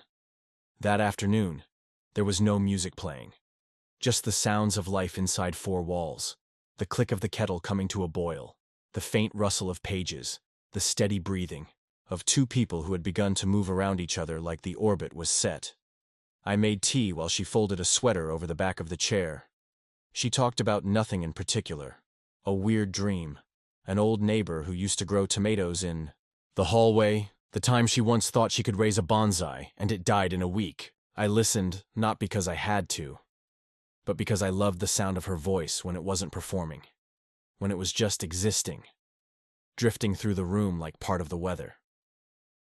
We ended up on the floor, backs against the couch, legs stretched, out, the kind of seating arrangement that only happens when comfort outweighs formality. She leaned her head on my shoulder halfway through a story about her college roommate, and her voice softened as she drifted into the memory, smiling like she could still feel the weight of that time in her bones. I didn't interrupt. I didn't need to add anything. My presence was enough, and hers was more than I ever knew I needed. When the tea had gone cold and the light had dipped lower into the room, she turned her face into my arm and went quiet. The kind of quiet that doesn't ask for space but asks to be held. I wrapped my arm around her and let my hand settle on her waist, her sweater soft under my fingertips. She let out a breath, not heavy, not sad, just long, like she was letting go of a thought that didn't need to stay. That was how we existed now, not by constantly chasing the next thing, but by holding on to what was already here. She spoke again after a while, her voice a low murmur that barely reached the edge of the room. She said that being with me made things feel lighter, that she used to carry her quiet like armor, like a way to keep people out. But now it didn't feel like a shield anymore. It felt like something she could share. She didn't say the word love, neither did I. But the shape of it was there, stretched between our bodies, woven into the way she reached for my hand without looking, into the way her thumb traced circles against my skin. Some things don't need to be named to be real. They just have to be lived. We stayed like that until the sun dropped behind the buildings and the last traces of light flickered across the ceiling. The shadows deepened, but the warmth didn't leave. Not in her touch, not in her breath near my collar, not in the quiet we had built so carefully day after day. Eventually I shifted, just enough to look at her, and she met my eyes like she'd been waiting for it. There was something there, something full, something brave. She reached up and touched my cheek, fingers cool from her tea mug, and I leaned into it instinctively. We didn't speak, we didn't kiss, we didn't rush it. We just held each other in that moment, letting the closeness say everything that still felt too delicate to speak aloud. The night came slowly, as if it too had learned the pace of us. She lit a single candle, then another, and we moved to the couch without much thought, curling up under the same blanket, her feet tangling with mine. I read aloud from a book she'd left open on the table, and she closed her eyes and listened, not to the story, but to the sound of my voice, to the rhythm of being near. At some point, her head dropped to my chest, and I could feel the beat of my own heart slowing to match the breath she exhaled across my skin. When I finally stood to leave, she walked me to the door, her fingers brushing against mine like she didn't want to let go just yet. The hallway outside was colder, the kind of sharp chill that reminded you winter wasn't far off. She looked at me for a long second, not smiling, just seeing, really seeing. And I understood then that she wasn't asking me to stay, but she wasn't asking me to go either. She was trusting me to come back, to keep coming back. And I would. Again and again. Because the light stayed longer now, and not just in the room. It stayed in me. Because somehow, without saying the word, She had given me permission to belong, and I had accepted without even realizing it. The next morning, I woke up with her name already resting quietly in the back of my throat, like something I'd been trying to say even in my sleep. The air was still, and the sun hadn't quite made its way fully into the sky. But there was a softness outside, a pale kind of light that slipped through the blinds and stretched long across the hardwood of my bedroom floor. Everything felt slower, the kind of morning that doesn't ask for urgency. I sat up, ran a hand through my hair, and stared at the ceiling for a minute longer than usual, letting the quiet pull at me, stretch through my chest in a way that was less ache and more recognition. I wasn't in a rush to move. I just knew I needed to be where she was. By the time I stepped outside, the city had started to blink itself awake.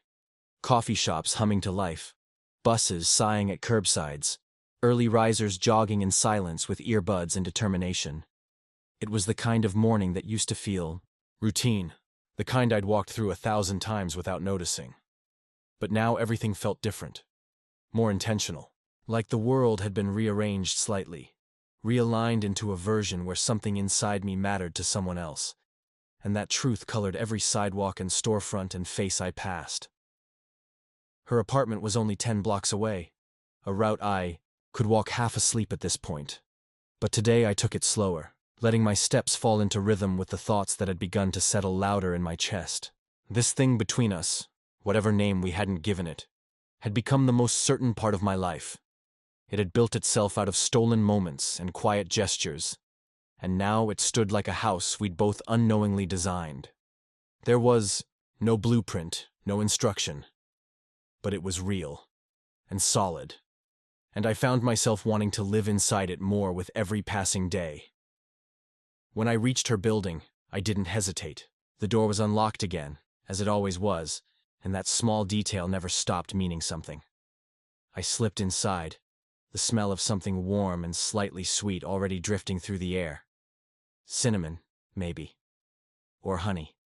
The lights were off, but the windows were wide open, the early light pouring in soft and golden, illuminating dust in the air like tiny stars suspended mid-breath. Her plants reached lazily toward the window panes, their leaves glossy and full like they had been waiting for this exact kind of light.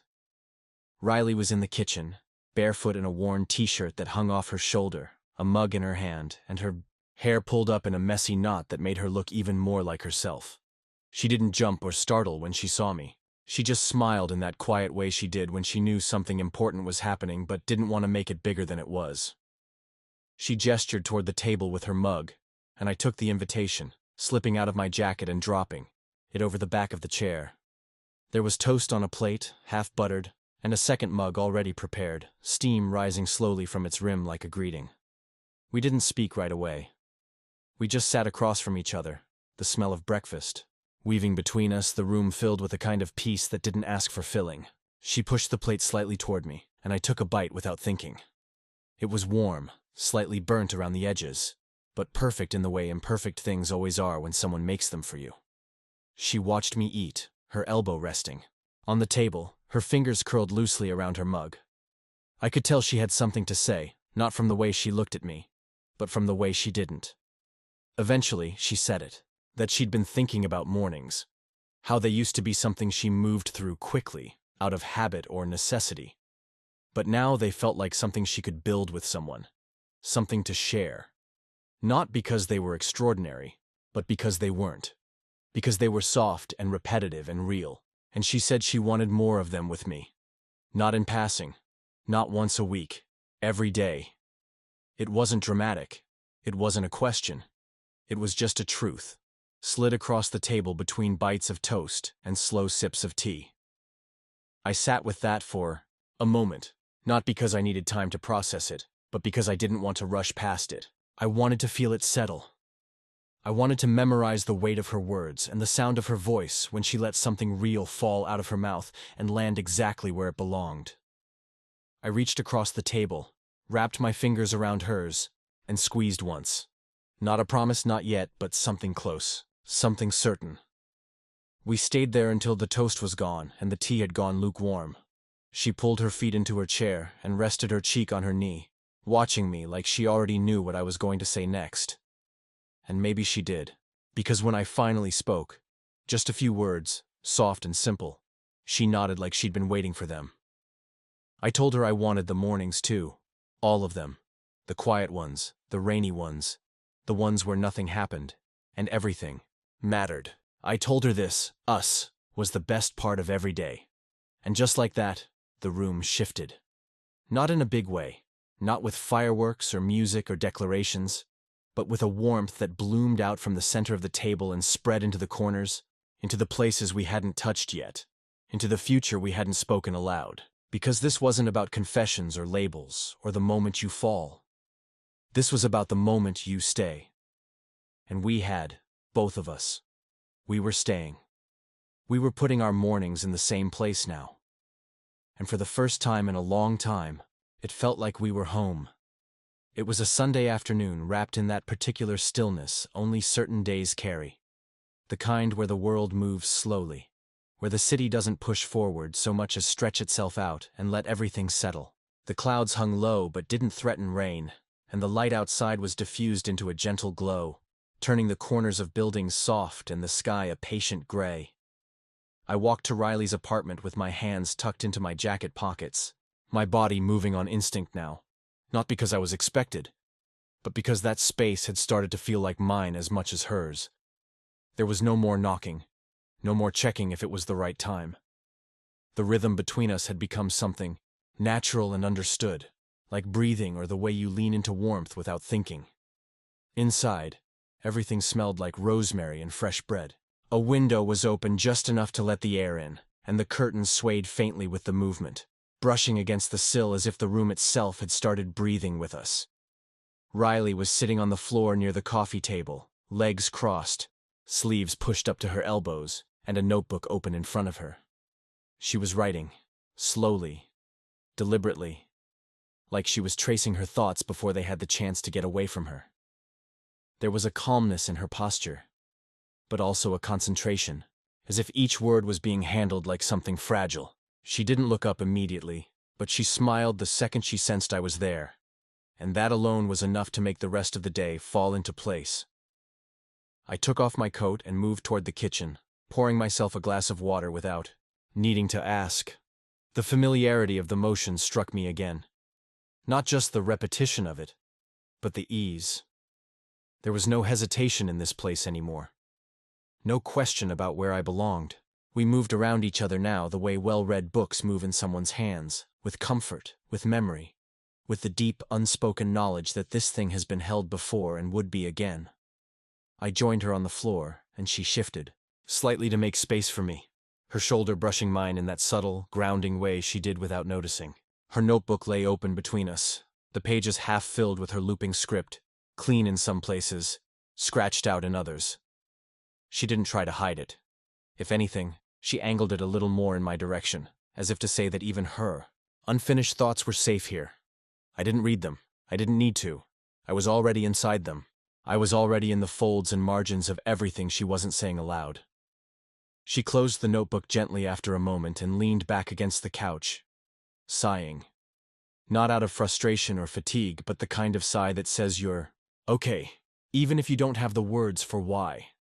I leaned back with her, our shoulders still touching, our legs outstretched across the rug, our silence expansive and easy. There were records stacked by the wall, books half opened on the coffee table, a candle burned low and flickering near the window. The room carried all the signs of us now, two lives slowly weaving into one without ceremony, without force. Riley reached for my hand absent-mindedly, threading her fingers through mine like she was lacing up a thought.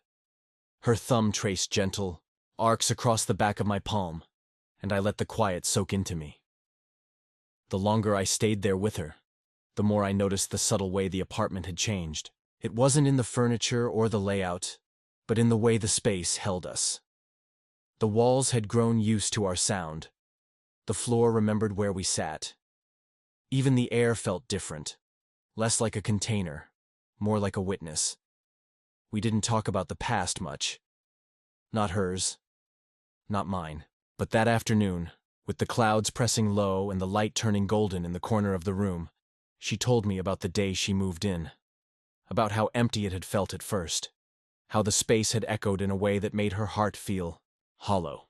How she tried to fill it with things, art, books, music, noise, but nothing really settled until she stopped trying to force it, until she started letting the space be quiet. That's when it began to feel like hers. And then, slowly, like ours. She looked around as she spoke, her eyes tracing the outlines of the room, as if seeing it again for the first time through a lens made clearer by time and presence. And then she said something that landed in my chest, like a stone dropping into water. She said this apartment didn't feel like a place she was trying to build a life in anymore. It felt like the place where her life had already started happening. I didn't respond at first. I just turned to look at her, at the softness in her expression, at the way her eyes held something steady and real.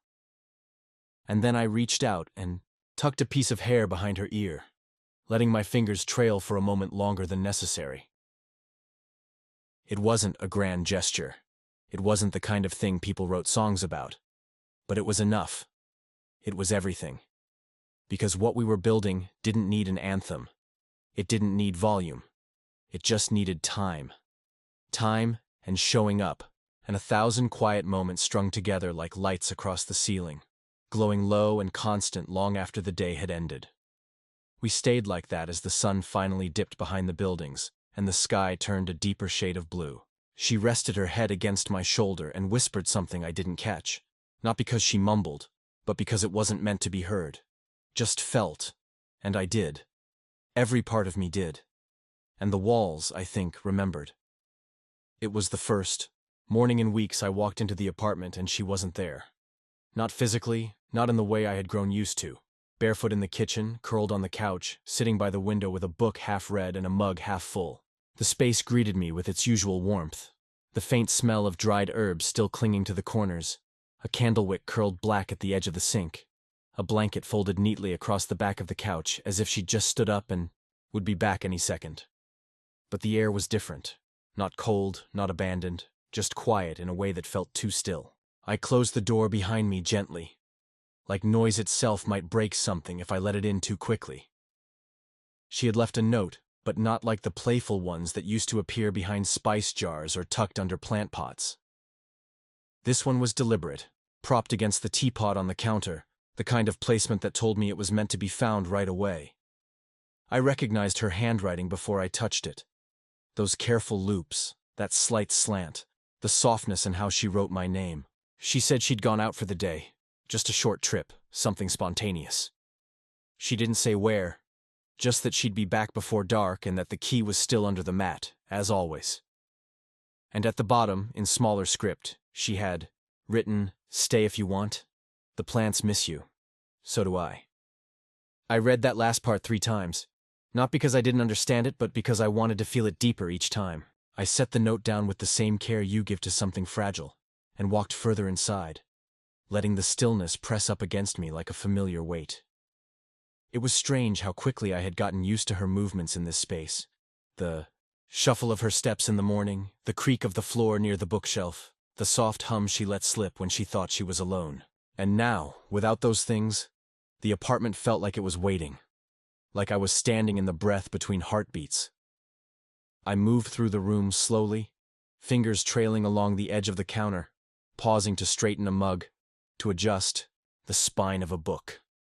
I watered the plants even though they didn't need it yet, not because I didn't know better, but because it gave my hands something to do. The ivy had stretched further across the window, curling toward the light as if it, too, were reaching for something it missed. Gerald, steady as always, stood unmoved, unapologetic. There was something grounding in that. The fact that some things stayed firm even when the room felt empty. I found myself on the window seat before I realized I had sat down. The cushion was still warm from the sun, the glass cool under my fingers as I leaned forward and watched the street below. People passed like always, busy and detached, heads down, arms full, moving through their own stories. And for the first time in a long time, I felt like I wasn't in mine. Or maybe I was. But the main character had stepped off screen for a while, and left me to sit with the silence of what we had built. There was a book beside me on the ledge, one she had been reading, marked with a pressed flower instead of a bookmark. I didn't open it. I didn't need to. Just the sight of it there, mid-sentence, told me everything. She'd be back. She hadn't left a period, just a comma. And still, the ache was there. Not a panic, not fear, just the ache that comes when someone becomes your favorite part of the day and then, for a moment, the day arrives without them. I boiled water, made tea in the mug she always gave me, and sat with it until the steam curled away and the taste dulled. I moved through her apartment as if it were a memory in progress, each object holding her fingerprint, her voice, her breath. I noticed how the framed photo had been dusted, how the corner of the rug had been tucked back under the table. Little things, small proofs of presence. Her absence wasn't permanent. It was just paused. But even the pause held weight when you'd gotten used to the constant sound of someone else's rhythm matching yours. The sun shifted, moved lower in the sky, streaking gold across the walls. I stayed. I made the bed. I fed the cat that neither of us really admitted was hers but who still lingered around the back patio like it had signed a lease. I hummed one of her songs without meaning to, the melody wrapping around the corners of the kitchen and folding into the walls. I thought of the mornings she talked about, how she wanted more of them with me. Not because they were spectacular, but because they weren't. Because they were quiet, honest, real. I stayed until the light dipped so low the room fell into that familiar soft blue, and I could hear footsteps in the hallway. A pause, a key sliding into the lock. The door opened and she stood there, wind in her hair, a paper bag in her hand, eyes scanning until they found mine. She didn't smile right away. She didn't have to. There was something in her face that said it all. Relief. Gratitude. The simple joy of seeing someone still there, still waiting, still choosing to stay, even when the room went quiet. And just like that, her absence unraveled itself into presence again. The room exhaled. So did I. And she crossed the space between us like it had only been a moment, not hours. She touched my hand, her thumb grazing the back of it like she was writing a new note without ink. No apology, no explanation, just return. And that, somehow, was everything. The last time I walked through her door, it didn't feel like arriving. It felt like returning to something I hadn't left. The space no longer held that careful quiet it once did. That paused breath tension of waiting for what we might become. It didn't feel like borrowed time or someone else's life I was stepping into. The door clicked softly behind me, the same way it always had, but the sound didn't echo anymore. It landed inside a space that had grown full, of presence, of laughter, of all the ordinary things we hadn't known how to ask for at the beginning. The shoes by the door weren't just hers now. The jacket on the wall belonged to both of us. There were 2 toothbrushes by the sink, 2 mugs drying near the stove, and 2 lives woven so gently together that you'd almost think they had always been that way. Riley was sitting cross-legged on the rug, a notebook open on her lap, and a mug balanced beside her. She looked up when I came in, and she didn't speak. She just smiled like she'd been thinking of me the entire time I was gone, and now the last missing thing had returned to the room. That smile had changed over time. It used to be hesitant, like it was afraid of being seen. Then it became knowing, familiar, quiet like the morning. But now it had settled into something deeper, something that didn't need to reach. It just was. She didn't have to ask where I'd been or how long I would stay. She already knew the answers. I sat beside her, and we didn't need to say much. She handed me her mug, and I drank from it without asking. The taste was slightly bitter, black tea this time, but it was warm, and it had her fingerprint on it, and that was enough. The notebook in her lap was filled with pages, scribbles in the margins, torn edges, words crossed out and rewritten again and again. She told me once that she never felt like her writing was finished, that even when she stopped writing, the words kept moving around in her head like they were looking for better versions of themselves. I liked that. I liked knowing her thoughts were still growing even when they went quiet. The afternoon light fell across the floor, golden and soft, and the breeze from the open window carried in the smell of the bakery down the street. Everything about the moment felt suspended, like the world had stepped aside and left us inside a bubble of stillness. There was no urgency anymore, no wondering where we stood, no questioning if this was temporary. We had stopped waiting for the next thing. We had become the thing. And I realized, sitting beside her, our legs touching, our hands brushing now and then without needing to hold, that love doesn't always arrive with fanfare or big confessions. Sometimes it just takes a seat beside you, finishes your tea, and stays. She closed the notebook eventually and leaned into me, her head resting on my shoulder like it had always belonged there. I felt her breath slow against my arm, and I matched it, both of us folding into the moment like we were reading the same line at the same time. There were no milestones to chase anymore. We weren't measuring time by firsts or almosts. We were simply living inside the long middle, the steady part, the beautiful part, and it was more than enough. Later, as the sun began to fade and the light bent lower across the plants we had both cared for so long, she asked me if I remembered the first day I watered them. I laughed because how could I forget? It had felt so unremarkable then. Just a favor, just a task, but it had opened something neither of us saw coming. I told her I remembered everything, the way the air smelled, the note on the fridge, the cactus that tried to bite me. She laughed too, and that sound filled the room in a way that made everything else go quiet. She stood up and pulled me with her, and we moved around the apartment without thinking.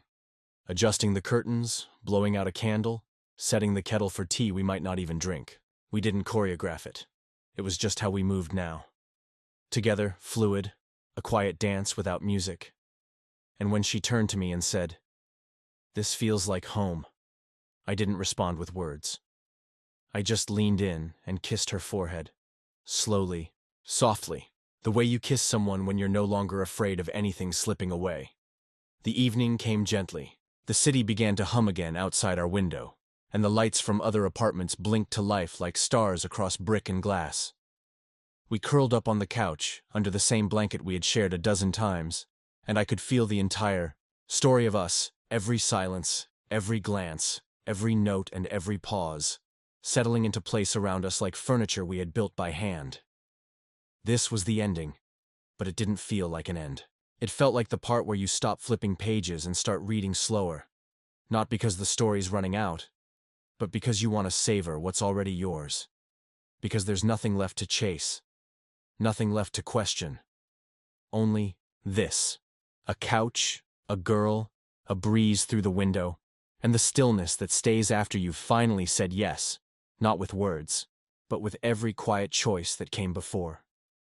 I rested my head back, closed my eyes, and listened to the sounds of her apartment. The creak of the floorboard by the bookshelf, the faint clink of a mug being set down, the steady breathing beside me that no longer came from a stranger. I had come here once just to water her plants, and now I knew I would be here tomorrow, and the day after, and the day after that. Not because I had to, because I wanted to, because I wasn't just watering her plants anymore. I was building a life with her, quietly, fully, completely. And finally, we had grown into something that didn't need tending. It just needed time, and we had all the time in the world. Up next, you've got 2 more standout stories right on your screen. If this one hit the mark, you won't want to pass these up. Just click and check them out, and don't forget to subscribe and turn on the notification bell so you don't miss any upload from us.